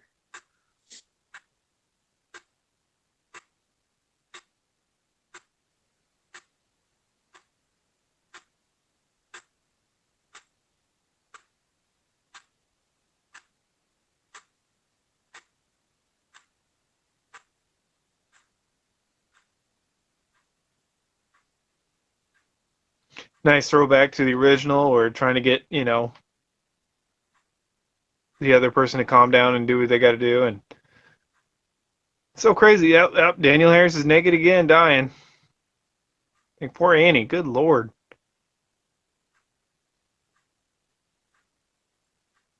You can feel that too by the sound, like how wet it is and sloppy and gross. Yep, They really made it count with just wrecking the area. they did. I This is so God, it's hard to watch. Mm-hmm.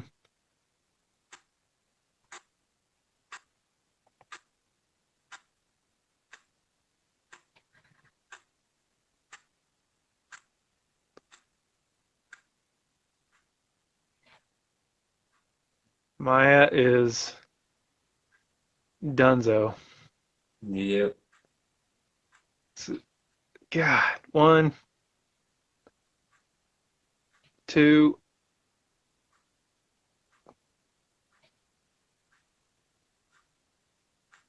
Three, four.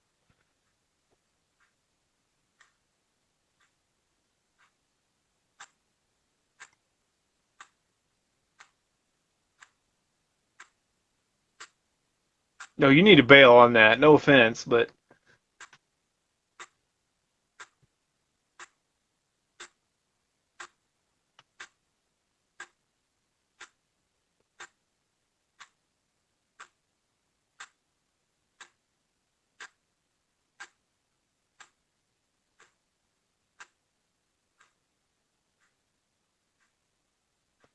I feel like she would have interrupted him. Like, dude, it's your house. Like, she would not have let him talk. No.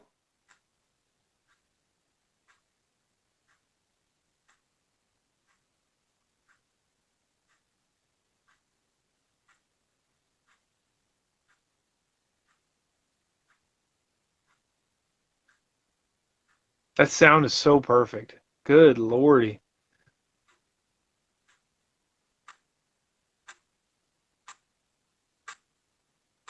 Scenes, yeah, the scenes. Woo wee. It's not easy to watch. No, some good acting. Oh. That's why, yeah, it's just so easy to just crap all over Rob Zombie for like, little mistakes, things you don't like to see. But This is so well done. God, it's well Like, acted. Music's on point. and Sound literally design's the whole phenomenal. time you're just like, she already survived this. She survived it. She shouldn't have to. You feel for her character, and I feel like in both cuts you feel for her character, whereas you're kind of like in this one I also feel for Lori. In the director's cut, you're like, uh, Also, again, though, we are kind of rehashing some of the end of the first movie. Once again, if this is in her mind, she's reliving. Her friend was about to have sex and she died. Once again, now she finds her friend naked and brutalized. Like, you could say that once again, and I know I'm beating a dead horse, but this could be in her mind, finding her friends, witnessing her friend, brutally murdered. I don't know. yeah. It's just so weird and out there and wonky. It doesn't fit with the franchise, doesn't fit with the first movie. It's just so out there. I kind of have to do it to make sense of the movie. This shot feels very Texas Chainsaw. Her running with just the moonlight. Hmm.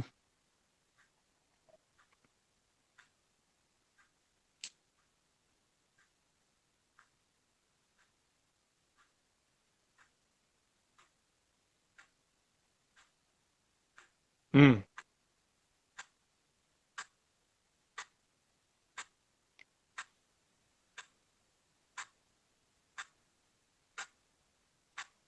Yeah, the way they linger on this is phenomenal.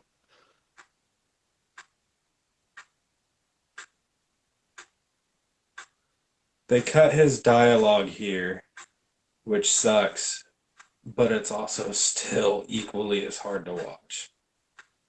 Yeah.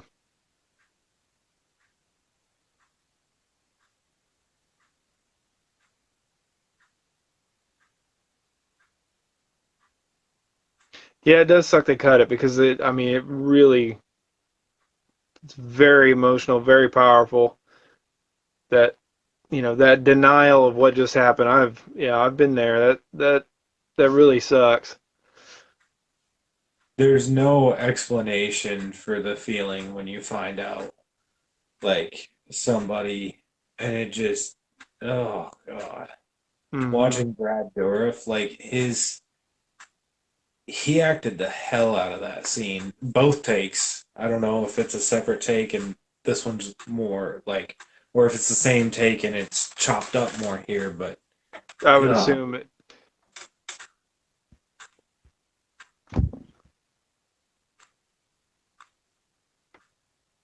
Yeah.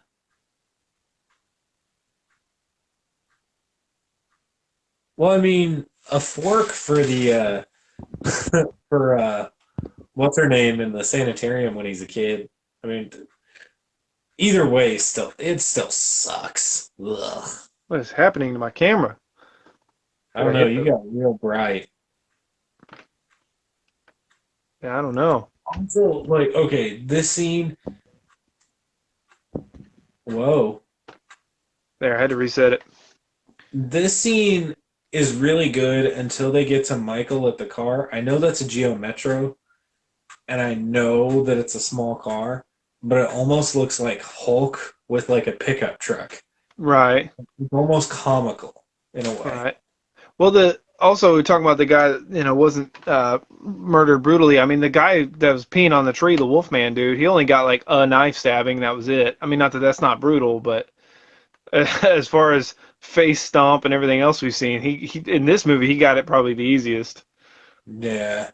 I don't know. I just his brutality really did set, I think, a new level for Myers. No matter what they do, if they reboot it again or reboot another sequel or whatever. I mean, Halloween 18 already shows that, and I feel like it's a new level that they're not going to go back to the original Stalker. But see Yeah, this when he's lifting the car, it's like, wait, hold up, what? but it doesn't even look like they do a good job. He doesn't look like he's struggling. It looks like he's enjoying it. It's a slow build for him. But it's also like, did they cut that car in half for the scene? Like he looks way too big.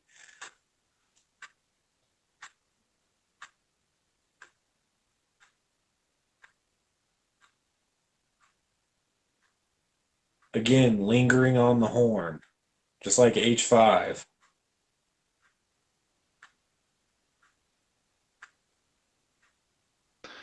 And so now we've kind of forgiven Lori. Like we're gonna take her to a nice I feel barn like and he's finish doing the that. deal. He's reaching out one more time, or he's gonna kill her. Like that's his thought process. Well, I think she ends up telling him, that she needs to die to I join the think the family or finish it dialogue or is whatever. different in both cuts. I can't remember what this one is necessarily.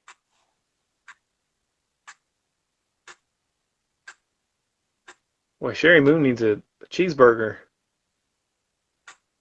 Tiny, tiny, tiny.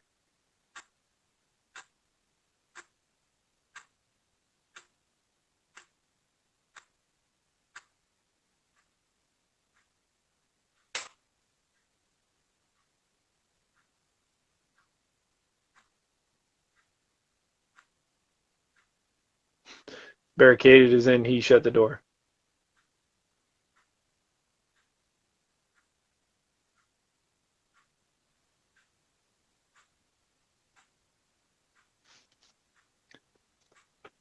I like that. I think maybe you should drive like I can't let this go. I got to be on it, but I can't focus to drive. I like it.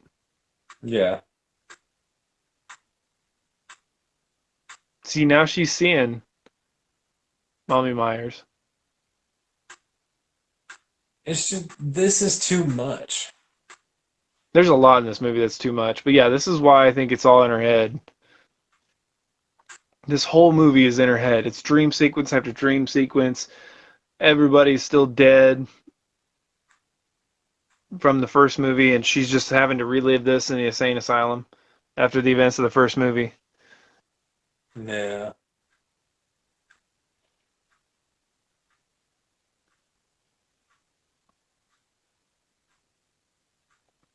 It would have been interesting because I mean that theory would have been put to bed if they would have done a third movie because obviously they wouldn't have made it a dream if they were going to do a I third think movie. it's crazy that they tried to get him to do three, and then they were like, "No, we have a script for a third one without him, and we're gonna make it 3D."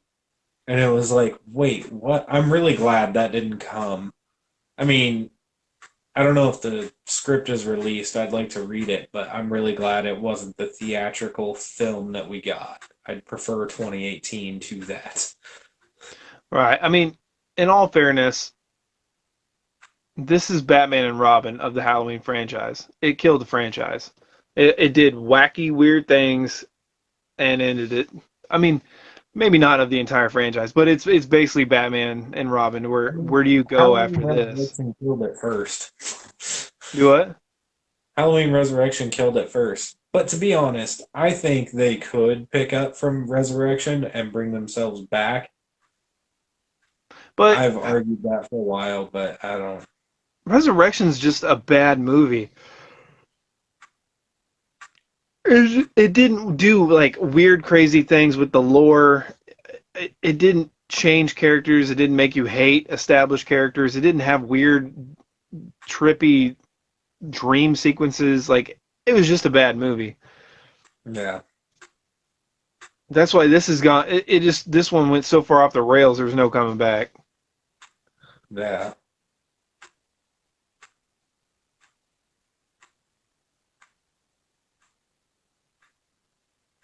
Oh, Yep, you deserved it.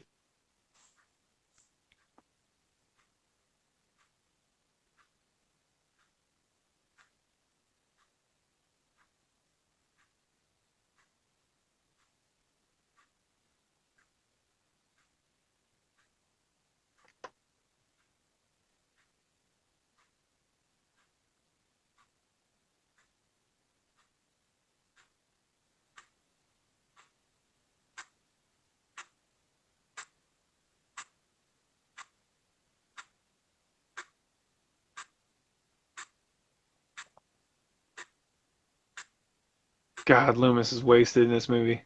This should be impactful, powerful. It's just not. yeah.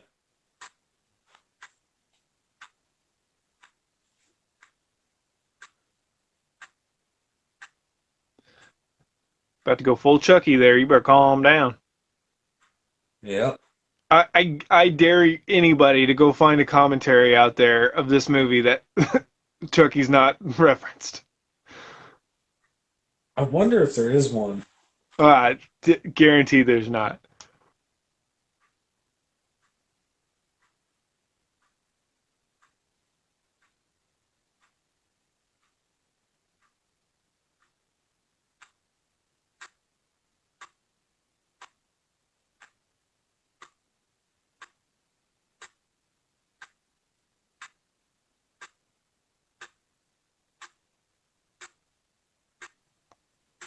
See,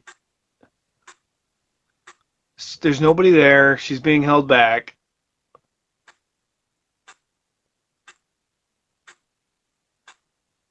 I don't know. I would love to hear Rob Zombie Um, actually explain to me what's happening. I wonder if there's that info out there. I've just never really dug. See, he even says it's all in your mind. Is there something supernatural actually happening? Is it a dream? Is it in her head? Is Michael actually there? There's just, I don't Well, know. he did look at Michael and say, "She's coming with me," Right. which implies that he's really there. But I mean, like, is Michael even there? Like, is this Lori just having a nightmare and she's dreaming all this? Or if she's like, this is what she's seeing before she dies from the end of the first one. Like she's at the hospital and this See, is like her night terror before death. but see, And then Loomis her comes in the in here, sanitarium is dead. gets 10 seconds of dialogue, and then gets beast moded. Like, it's just, it's such a waste.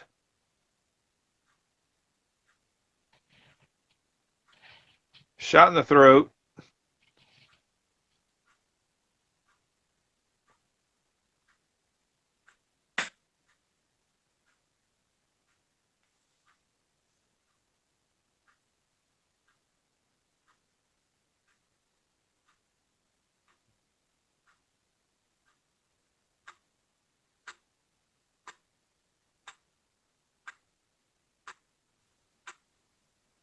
I mean, Loomis got tore up. Yep.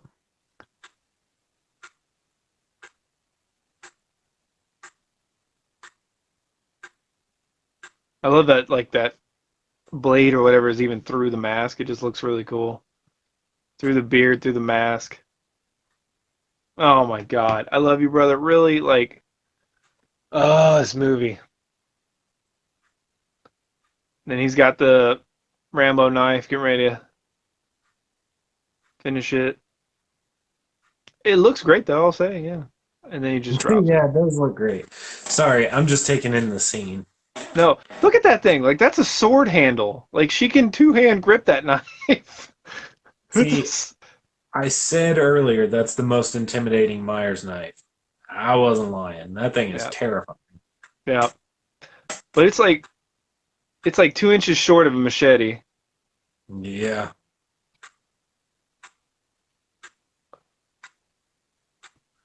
But see, Michael didn't say anything in this one.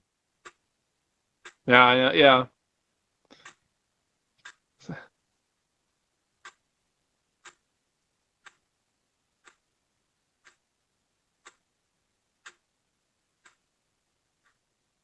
Mm, acting is phenomenal. God, I cannot imagine having to cry and scream that much all day long. And then she walks Yeah, it out. could be pretty taxing.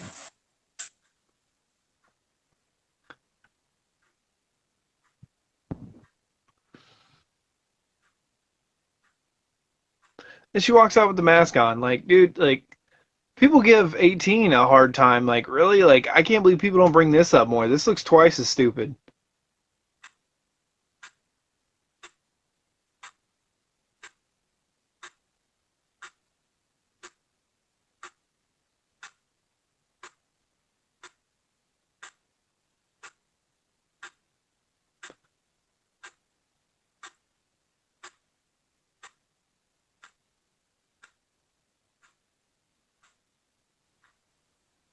See, even Brackett's wondering, like, is there actually anybody in there? Like, did she do this? She's covered in blood. She And doesn't look see, I hurt. think that's in a way, I feel like with the little knowledge I have behind the intent, that's like a nod to H4 and 5 with like Jamie becoming Michael instead making Lori become Michael. And then Ah, instead of her being shot in the Hold Your Fire, it's her in the sanitarium. And I feel like maybe with expanding on what you were talking about, maybe this is actually her in the hospital and all the drugs and stuff. And then when we make it to the sanitarium, that's actually her being dead. That's like the end. Like expanding on that thought, that makes sense to me. It makes the film make sense, right. but it may not necessarily be the intent behind it. Rob Zombie may have just been like, "We're just gonna go. I don't care. Looks good." It had to be some kind of fever dream where she was insane the whole time after the first movie. It's just so, holy God, it's just so detached and out there. But for some reason, I'm still drawn to this theatrical cut. Um, Oh I yeah, I mean, do like. theatrical So cut is far overall, superior. far superior. Oh yeah, theatrical is far superior. I would say that the thing I don't like is the cutback on Brad Dourif's reaction to Annie's death, or I guess brackets reaction to Annie's death, and I almost like the her walking out and picking up Michael's knife and then getting shot a little bit better than her just walking out with the mask on and then it just fading to the hospital scene or whatever the long hallway. I, That, I I feel like those two things make a little more sense somehow. I think I don't know, for what the whole movie was going for, I think the emotional payoff at the end of her just kneeling down and being done with it, I don't know. Yeah, The whole I movie's a lot, and then for her to get shot in the end is even more. I have to agree with what you're saying there. The what's his name, Dr. Sartain. I really dislike his character. The first time I saw it, um, I went to theaters and did we go together the first time, or was that like the second or third time I You saw it? went I first time that was the first time I saw it, but you went with your brother and then went with me. Pretty Yeah, sure. I don't know, but I saw it a couple times in theaters. But yeah, when Sartain puts that mask on, I was just like, man, and the giveaway with his character, I wasn't a fan of. But here when Laurie puts it on in the theatrical cut, it I don't know. I don't know what's more comical. Sartain putting the mask on, Laurie putting the mask on, or Kid Michael Myers putting on the clean version of the Rob Zombie Michael Myers mask. But I just I will say that if I had to choose between Sartain's character and these two films, I prefer these two films over his character. Like, I hate Sartain's character. I really do. Like, I feel like that was the easiest way to get like a rise out of people was like, oh, we're gonna even have Lori label him the new Loomis, and then we're gonna pull it out from under you like in 5 minutes for fun. Like, man, Yeah, I really like this rendition of Love Hurts. But I think with Sartain, had you not given him an accent that was that felt it close enough to Loomis, if you wouldn't have made him short and kind of a similar build, you went out of your way to give him like a kind of a mustache. Like there's so many things you did to really, you know, Loomis. and yeah, Yeah, if you it if was like they were like, guys, we're setting you up with a Loomis just to end it. Like, personally, and you and I have talked about this, the male journalist, I can't think of his name off the top of my head. Aaron, Yeah, he, I think, was the missed opportunity at a new Loomis. Like, I do feel that way. Now, technically, we don't know if he's dead, but I feel like he's dead. I haven't seen his name as an acting credit yet. If he's not, cool, especially with the spoiler that was released about Halloween ends, but we don't have to talk about that here. You can look that up if you want to, but that would fit. Um, I yeah, don't know. I think had you just made Sartain like, I mean, he you could have him idolize Dr. Loomis, and you can have him like really, I don't know, maybe put a few scenes in there where he's doing like because I'm assuming, and now here's something interesting I want to talk about real fast is that a lot of people are talking about like the spoiler if you guys are hiding for kill stuff, but a lot of people are talking about the flashback and how, like where does that take place and all this other stuff. Like what if you increase the body count from when Michael hits the ground and when they apprehend him? Everybody thinks that he hits the ground and boom, he's apprehended. What if he goes off and kills 10, 15 more people, and that night what if kills was 20% of flashback of Michael Myers? Like you bring in a cop and you talk about how he was picked up that night, and you flesh out 78, you add a little bit more to 78. I think that'd be really interesting. But yeah, going back to that, had you just had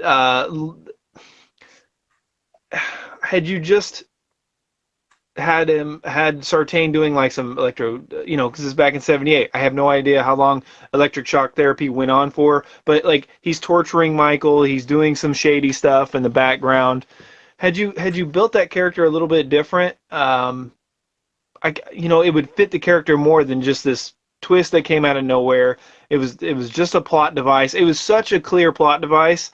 You needed to hide it a little bit better. Now, that's also something you could fix in Kills. You could have also a flashback scene of Michael's time of incarceration where he was tortured, still never said a word, still never gave him anything, and then he was just like fine. And then you could maybe have Sartain even throw him in the hole for 5 years and he just did nothing but sit there and stared at the wall more. Like, you know what I mean? I think you could expand on Michael Myers and on Sartain and make that character work. But for such a short arc, like that twist, had it come in Kills, that had they not addressed it and that Sartain didn't play his hand, had Sartain flipped in the second movie and died in the second movie, and that character was fleshed out a little bit more, I feel like it would have been less of a plot device. It would have been easier to choke down, I think. That's just I, my thing on it. Because yeah, I can agree with you. I look past it because I love the movie, but I can completely see those negativities or that like, negative side of it. I feel like Sartain was two things. One, he was a way to get a rise out of the audience, and two, he literally was the way to chauffeur Myers to Laurie. That was it. Right. Well, you didn't want to have Lori. Like the big thing was that a lot of people thought, and they still kind of think that Lori crashed the bus. But there's two things with that. Number one is you would kind of hurt the character of Laurie Strode. Like that's kind of an unforgivable thing because after that, all of the kills are on her. So it kind of it makes you not like the main, the main character, the hero of the story. And then Yeah. the other thing is the fact that if Laurie crashed the bus, she would not be there to finish it. She would be Yeah. there to. She would die at the bus crash, like trying to kill Michael. Like one or the other would have to go. Yeah. No, But I'm with you on that. I don't think she would have just crashed the bus and then pieced out. Like right, that doesn't fit her characterization at all. Um, but no, I as much crap as I personally even give the Rob Zombie films, it is kind of nice to rewatch them and like sit here and talk about some of the positive things that we found with both of them. And like I said before, I do enjoy the Rob Zombie Halloween films, but they did fall towards the bottom of the remake wave. They're right above Nightmare on Elm Street remake for me, and that sucks because when the first one came out, I thought that, like you said when we reviewed the Halloween one last week, I thought that that was that was it. That was the remake horror film. That's how you did it. And then Friday the 13th came out, nobody liked it, myself included. And then all of a sudden, fast forward years later, and Friday the 13th, that's top two now, and Halloween's bottom two. Like right, that says a lot. Texas right, Chainsaw Massacre still holding the candle. right. Yeah, I don't know. I think that the only reason why I put when we did our ranking of the remakes is the only reason I put on Friday the 13th above Texas Chainsaw is I believe that the original Texas Chainsaw is still better than the remake. Not taking nothing I away from agree. the remake. I mean, it's basically a 10 out of 10. But I enjoy the Holy Bejeezers out of '09, Friday the 13th. Yeah, It puts four films, the first four films in one movie. Like if I if if I watch Friday the 13th, I got to watch the second one like within the next week. I got to watch the third one, and we get like I've got to binge watch Friday the 13th because I just love it. I love the franchise. But if I just want a good, sit down meal instead of having to eat a whole buffet, I'll just pick '09 every time because I get everything I want out of that movie. yeah. Um, I was gonna but yeah, say, I just think Texas Chainsaw for me is the original is a classic. It's a masterpiece. Like for the budget they had, for everything they went for the time it was shot, I hold that in such high regards. Even though it's not a fun watch, it's not an easy watch. It's not something I watch every day, but just the layers that are in that movie that most people just don't even go into thinking about it. I freaking love that movie. But no, yeah, going back to Rob Zombie's films, I loved the first movie. The second movie is just a really hard watch because it's such a departure again from the franchise, from the characters.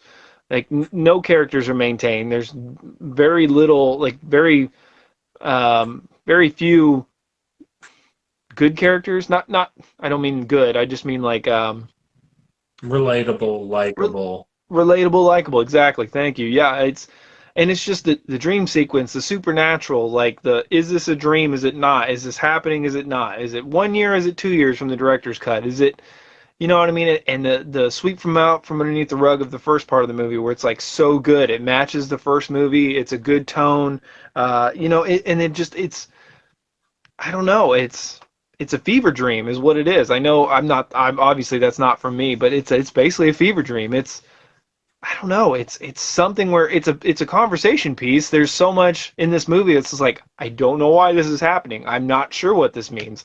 Like I think this movie has some layers to it but at the end of the day, if I can't make it connect, if I can't make it work, if it just doesn't feel right, like I'll never enjoy watching Loomis be a jerk, being a pompous, entitled, arrogant turd. I'll never enjoy that. Like Laurie in this movie's not too bad. Well, in the theatrical cut isn't too bad. Daniel Harris really isn't too bad. I love Brad Dourif. But Michael, like the motives, the mom thing, the I don't know. It's weird. Like in an entire town, how did he know where Lori was? Like she's at a party. How did he like he's at the party, he's at the house. Like this is a small town, but it's not a small town. Like it's I don't know. It's just it's all over the place. You can say that too for 2018. Like how in this entire town did Michael find Lori's friends? Like they were the main characters that went down in 2018. Well, yeah, but how many houses did he go door to door, right? I mean, like, I don't know how small the town is. If it is a small town like it was in the original, I don't know. What's a small town? What's is Haddonfield 5,000 people? Is it 13,000 people? Like I don't know. You know it's but at least in that movie it still feels small. Like in the original it feels small. In 18 it feels small. In the remake it I don't know, it feels like a normal town, but in this one it feels country, but it's not. It has this huge barn party thing where people are dressed up and naked and like a lot of money spent on it, so it feels like LA. Like the tone is all over the place in this movie. Like it's interesting to watch. It really is. Every time. Like it's a conversation piece. With anybody you watch it to, you're going to talk about this movie throughout the entire thing. It's not going to be boring. You know, I don't know. I just at the end of the day, I don't like it, and I don't really even know how to feel about it. Like, Yeah. I do enjoy it. I To be honest, when I start my Halloween film binge, for some reason I usually start with the remakes. I don't know why. I Since I've had the remakes in my collection, that's usually where I start. Maybe just because I start with the worst, and in that theory, I should start with eight. But um, I start with those, and they kick it off. Though for some reason, those two films feel like Halloween to me. I don't know. And it sucks because I know the problems, I know the issues.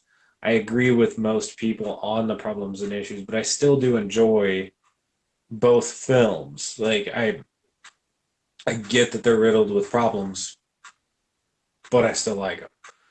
right? It's just Except the director's cut of H2 was a lot harder to watch because even Lori, you're like, I don't really care. yeah, I I want you to really, die. yeah, Right. At the end of the day, I mean, H2 is when you talk about franchise, when you talk about the lore, it's garbage. It just is. But I mean, but throughout the entire movie, me and you were talking about the acting is great.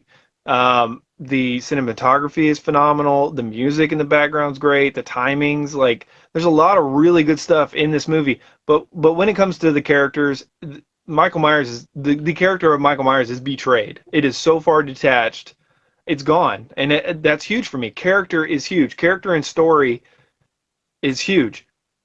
You know that Loomis, in my opinion, is a bigger deal than Laurie is. Like, you know that I don't like the sister angle, so that helps some of my reasons why.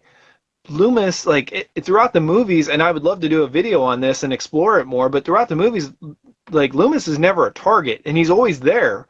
Like no, 2, 4, 5, like 6, like he's there, he's in the way, like Michael still like stabs him and throws him and fights him occasionally, but really for the most part, he could have killed Loomis easy if he wanted to, and he just never did. You know what I mean? yeah, There's something to it. Anyway, there's good things about this movie. If you want to bash it, I completely agree with you. I'm just going to say that now. But at the same time, it's obvious, it's easy.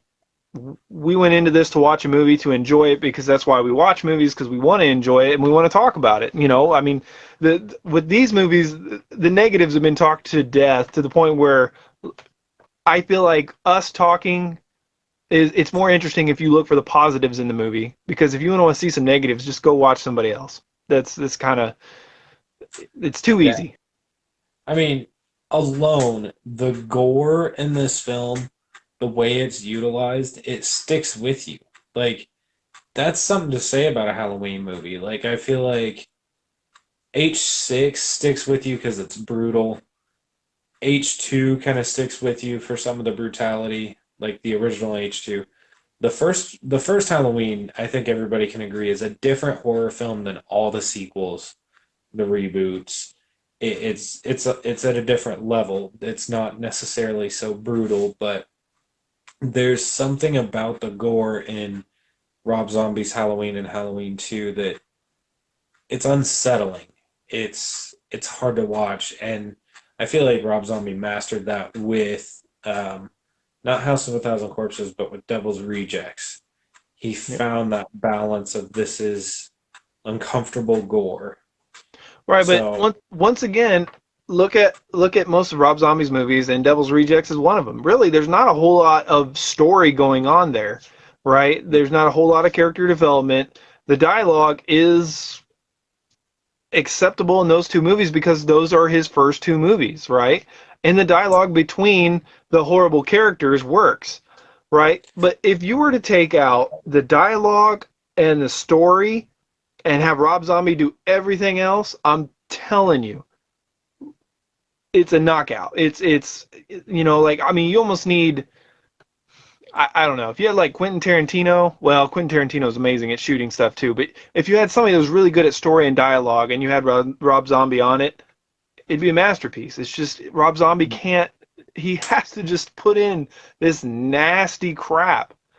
I will say one of the things Rob Zombie did with Devil's Rejects that I feel like it doesn't get talked about enough. And sorry for kind of going off track here, but in Devil's Rejects, he took three despicable characters that did horrible things, and by the end of the movie, you're rooting for them to live.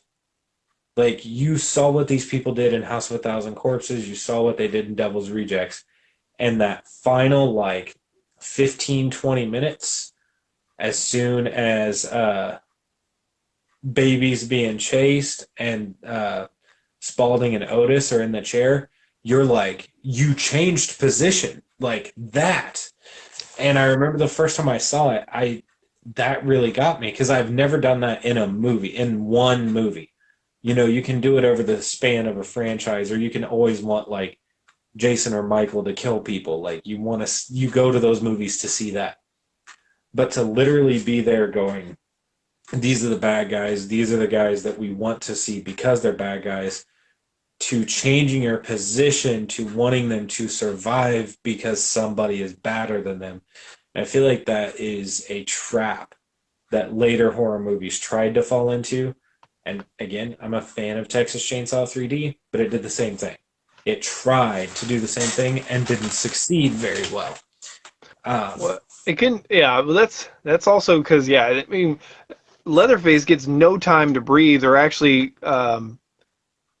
there's just not a lot of sympathy for Leatherface.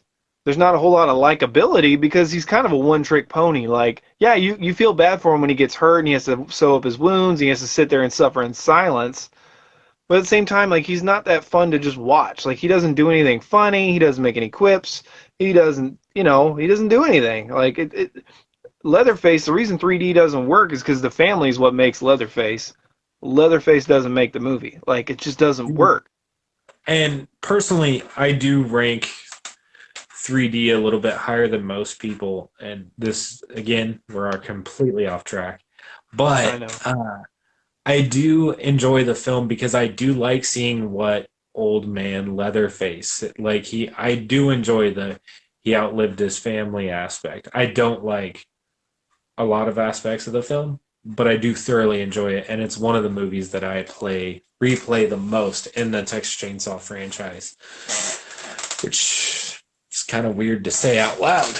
But again, like John and I have had this conversation before. The original Texas Chainsaw, you can't just. It's not an any mood type of film.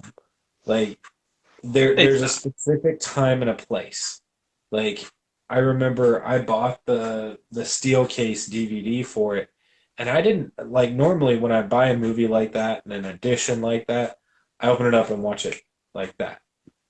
It took me about 2 weeks. Like I love the first movie; it's my favorite in the franchise, but it's a different type of movie to watch, and so it doesn't get as much play. I would say Texas Chainsaw Massacre 2, Leatherface, Texas Chainsaw Massacre 3, that one title there, not to be confused with 2017's Leatherface, and 3D get the most play by me. Yeah. Yeah, I love Chop Top. He's TCM2 is phenomenal. Like once again, bit of a departure from the original tone and the original character of Leatherface, but not enough to where it didn't betray Leatherface. It just once again, if you look at each, like you said, we're getting off topic, but if you look at each movie, Leatherface is what the family makes him. Yeah. And that's it. And that's another video I would love to do is that a lot of people don't talk about. Like a lot of people hate how Leatherface is in the next generation. Yeah, I agree, 100%.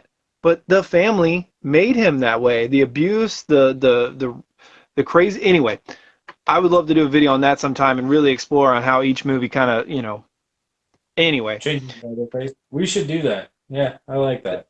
yeah, well, with the new movie, it was supposed to come out, I think, this year, but I between the rewrites and I know Fede Alvarez had it, a script for it, and then it's been rewritten and different directors, and it's just I have no It's faith in it. it already got test audiences and got bad reviews. Yeah, But then again, so here's my issue with test audiences. 9 times out of 10, it's not the community that they want. Like, I feel like people will be like, the test audience hated it. And then they reshoot and they release this Hollywooditized trash film. And then they give you the deleted scenes or an extended cut, and you're like, what? Who watched this movie? Like, this is 10 times the movie that was. yeah, Um, and I feel like if you're gonna do like the most people, general audiences just don't care about Leatherface. They don't care about TCM. It's too dark and nasty, and people, eating people, and it's just not as marketable as Halloween, as Friday the 13th, as Nightmare.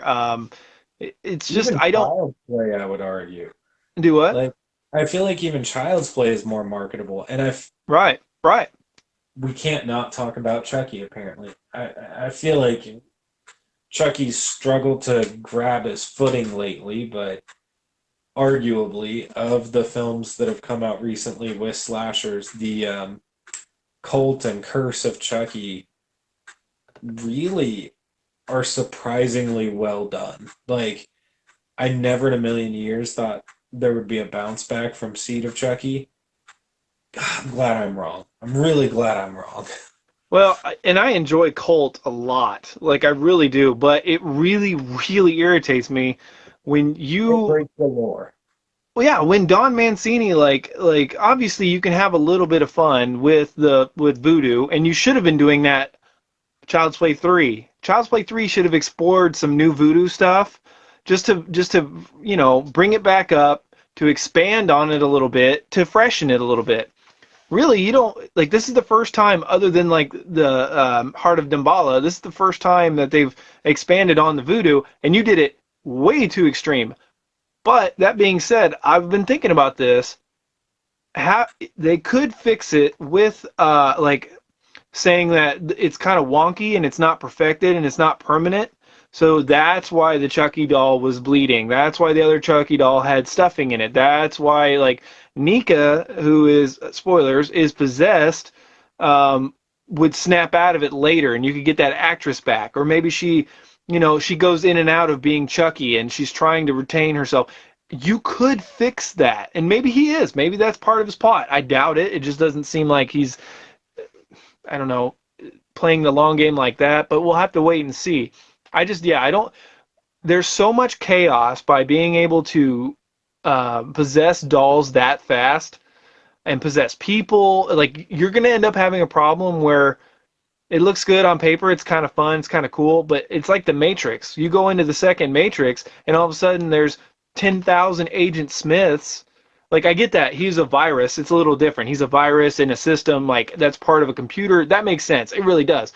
But the chaos of it, like in the real world, if Chucky can possess anybody, he could go to anybody, like every house he could just walk into, and wait for everybody to go to sleep, and then just boom, he could possess two houses a night, like 10 people every night, like, and then it's like, AIDS, if you have this person, that person, it spreads like crazy.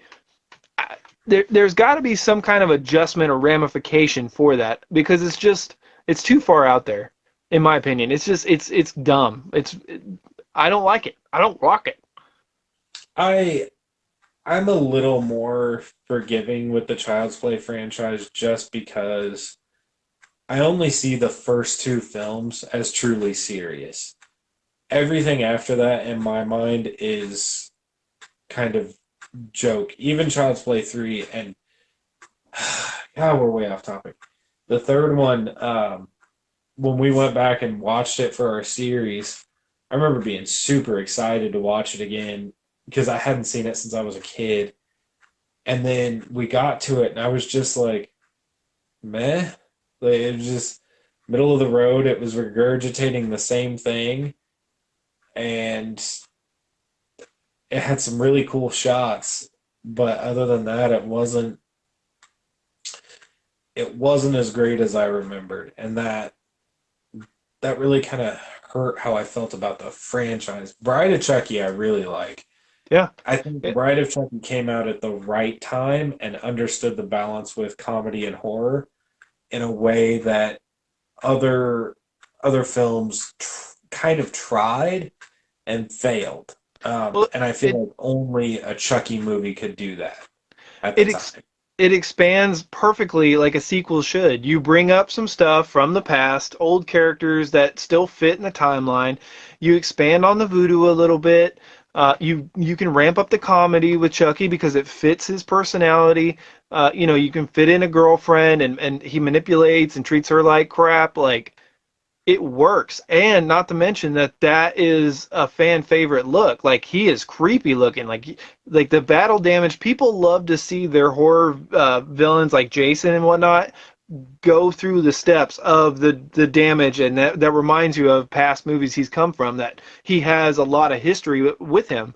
Yeah, Bride is phenomenal. It's just perfect. It gives you a little too much Chucky, but at the same time, for the fourth movie, it's kind of what it required. I have no idea what he was thinking for Seed. Like once again, Seed is like this movie. It's just like I'm gonna do whatever I want. Just I'm just gonna throw it all and see what sticks. Like it just I don't understand what he was thinking with Seed. Like he just I, went off the rails. I will watch almost any movie any day over watching Seed of Chucky ever again. Dude, we were exhausted. I was cold. I was like depressed after we watched Seed last time. I was like literally I wanted to go to bed. I was exhausted.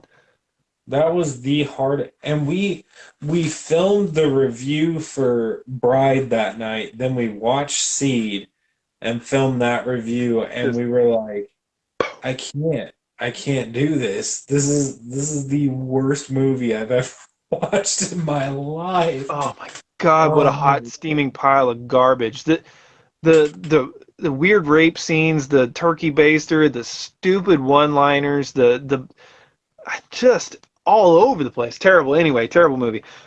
Speaking of which, since the new Child's Play series comes out soon, maybe we do a commentary on one of the Child's Play movies. Maybe Curse, that'd be a good one to pick up. Bride would be a good one.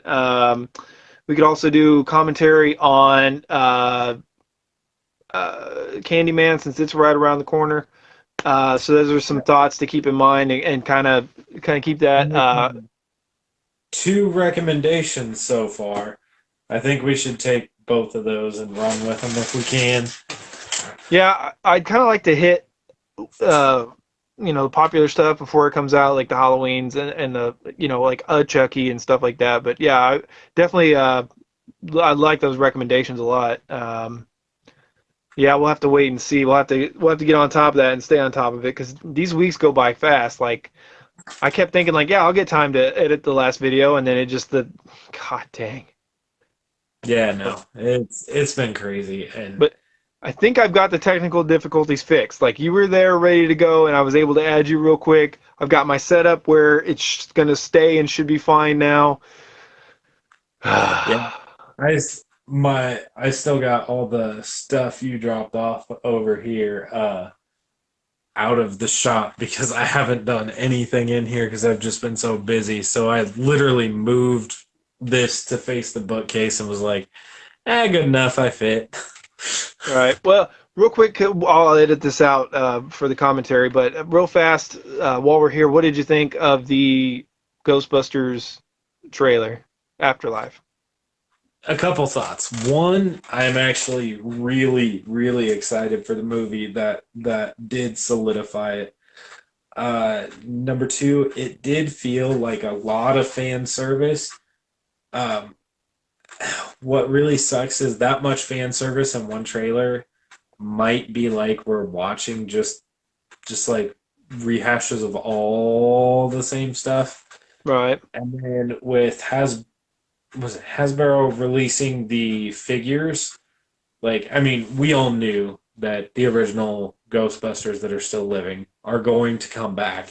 But like them releasing the toy line and the photos, it was like cool. So is that going to be at the 30-minute mark, the hour mark, or where exactly am I going to get my Ghostbusters? Like it kind of changes how you feel about the movie itself. Like if they would have released those like a day or two after the film came out, so you had some time. But I feel like now when I go to the movie, I'm just going to be waiting. I'm going to be waiting for my OG Ghostbusters to pop up, and that kind of sucks in a way. Yeah, I hate to say this because like it looks fun. It feels like it fits. I just don't like the thought of a teenager being a Ghostbuster. Guy, girl, doesn't matter. If you're not trained, if you're not ready, like, they talk about like, in the first movie where they're like, well, blah blah blah. Like, well, yeah, each of us is carrying a nuclear accelerator on our backs. Like, really, like a kid is just gonna pick this up, and I don't know. Paul Rudd, I guess he's supposed to be intelligent or whatever, from what I remember, from the trailer beforehand. And I know they're gonna get a hold of the original cast and crew, but like I just feel like it just I don't want to see like like with Stranger Things, that little kid, like it's been done to death, like everything's been done to death obviously, but it's hitting on something that's been hit a lot in the past 4 or 5 years. So one thing that I will say is if they do it right and they make it like a coming of age where you're growing, I think it could work. But if they do just play on that nostalgia and do that Stranger Things and It Chapter 1 and 2 thing, I'm not going to enjoy the film at all. Not even a little. You saw my reaction to It Chapter 2. I was sitting in the theater like this the whole time, just like, oh God, let it end. Let it That end. that was one of the worst reviews we did because I spent 8 hours editing it and then lost everything. And then when I was able to retrieve our review, it was all over the place. So I had to like reorganize it and then re-edit all the video. It was like a 20 hour edit. Like there was part of me I was like, I don't even like the movie enough to do this. Like this is stupid. But anyway, no, I do like Paul Rudd as a Ghostbuster. I feel like depending on how far they push his intelligence, it kind of makes him feel like a Winston Zedmore, right? Like he's the average guy. Like you can relate to him. He's funny. It'll ground the movie a little bit. I get that a lot, but I just feel like, come on, guys, like the original Ghostbusters, you had the guy that didn't believe and was sarcastic and was kind of in it for the ladies and the fame and fortune, and then you had the other two guys that were all about the paranormal, that were extremely intelligent and out there with their own devices and things like that, studying the mind and everything else. Like it fits. It's a natural like character that they would become Ghostbusters. And then, like I said, Zedmore, it grounds the movie. Like it's a character we can relate to, and I and mean, and his be prime was, I'll believe in anything if you pay me enough. Like, right, right.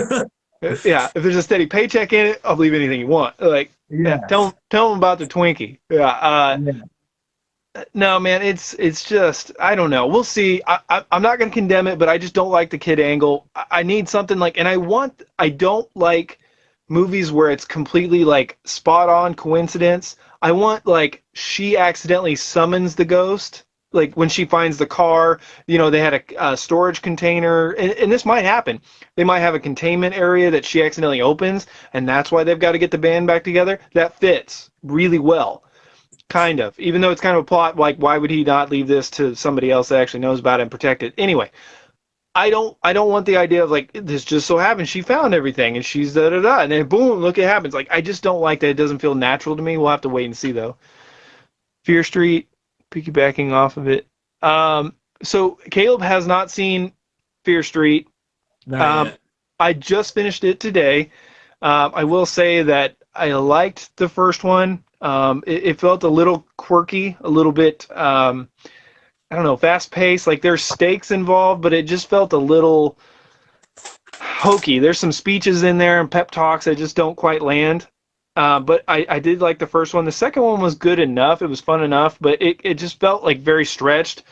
Once again, I don't really like when you have a good idea, but then you're like, well, if it catches, I'm going to throw in a prequel to kind of extend the story. And they spend a lot of time in that prequel in 1978, but it's still good. And then in the third one, it brings it full circle, and it does culminate into something I think is fun. But yeah, the beginning exactly, exactly. But I will say, Caleb, when you watch Fear Street, and Jabari, if you saw our review on Valentine, when she sticks her head in the toilet, Caleb, there is Oh, a scene in 1978 where I was freaking out the whole time because it was disgusting and the characters were acting like, and they were just like, meh. And I get it, this 1978. People aren't as worried about germs and stuff like that, but that's disgusting when they're in the scene in 1978. If you watch it, you'll see it. Hated the main character. She was possessive and narcissistic. Yeah, yeah, she was. And it was, there's this love story that gets forced down your throat, and you just feel like it's her soulmate, and that it, it just, I don't know. I like it for what it is, but it's it was so close to being something that we would talk about 10 years from now to now it's just a movie that was like, yeah, I was entertained. I don't really need to watch that again. If they did a sequel, I'll probably watch it, but it's just not something I think is going to last. But I mean, it had good music. Acting was hit or miss. Like I said, some of the dialogue, some of the pep talks were a little, I don't know, a little hokey, I think, a little cheesy. But overall, good effort was put into it, and it was taken seriously. So it wasn't her soulmate. That was what? Huh? I don't know. I mean, sorry, I'm trying not to spoil for Caleb. Like, I don't know. She treated it like she was trying to sell it like this much love was at stake. I think if we're on the same page with that, but I didn't buy it either. If I agree with you, I didn't really. I don't know. Forbidden love is huge. Like your parents tell you don't do that. You want to do it 5 times as much. So I think that's a part of it. Puppy love. Yeah, oh yeah, she's super nuts. But puppy love is strong. I mean, I can remember that, and especially like I said, the more you tell a kid not to do something, the more they want to do it. But yeah, I mean, overall, Jabari, if you saw it, did you like one, two, three? I mean, other than the characters, like, do you think it's, you know, I don't think it's gonna last the test of time, but I mean, do you think it's watchworthy? Would you recommend it? I mean, I think, like I said, I think it's entertaining. I don't think it's groundbreaking. I don't think it's as good as everybody's blowing it up to be. But I mean, I anyway, was super interested just based on the whole we're doing an R-rated Goosebumps, and I was like, okay, I'm yeah, sold. I just haven't had a chance to get to it. Like I said at the beginning of this, I've been more on the whole anthology thing just because I can break in 10 minutes here, 15 minutes there. I can't pull a full couple of hours at this point, except for when we're doing this. Yeah, yeah. And I mean, I showed you when you were over here, I've got quite a few movies that I haven't actually watched yet that I've collected over the past like 6-ish months that I want to get to. I don't have the time. yeah. He's saying that the characters were bare minimum. Yeah, Yeah, I mean, I think they're very one-dimensional, but I mean, the movie is trying to ride off of nostalgia of Scream, and some other horror movies, like the tropes and stuff like that. So, I mean, I think they were more focused on that than focusing on character development. I don't know. And the story took 3 movies to tell, but real quick, going back to Ghostbusters, Caleb, I don't know if you can let's see if I can do this without breaking everything. Oh, stuck.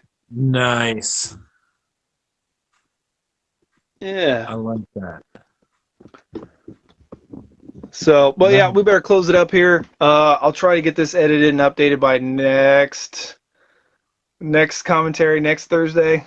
Oh God, I don't know why it was so difficult today, but anyway, yep. But thanks for watching. Make sure and comment, subscribe. We've got an Instagram coming soon if it's not already up and running. it's Not up. sure what all's on that. Two things. 2 things. We're gonna do some other, I don't know, podcast esque places where you can find our stuff if that's easier for you. But we're working on it. We're getting there. We're doubling down, but at the same time, life has doubled us down. So, like, Yeah. it's tough. But anyway, enjoyed this. Ready to move on though. We got these out of the way, and now it's a little easier. But anyway, any So, final thoughts, Caleb, before we check out? uh, yeah, everybody should watch Halloween too. Yeah, give it a watch. 1981. Go back. Watch some of the shots. What? 1981, right? Oh, 19. Well, that's just superior to 2018. I meant Rob Zombies. Yeah. But all right, well, we'll see you guys next week. Stay tuned to our Facebook page to find out what we're gonna do. So see you later. See ya.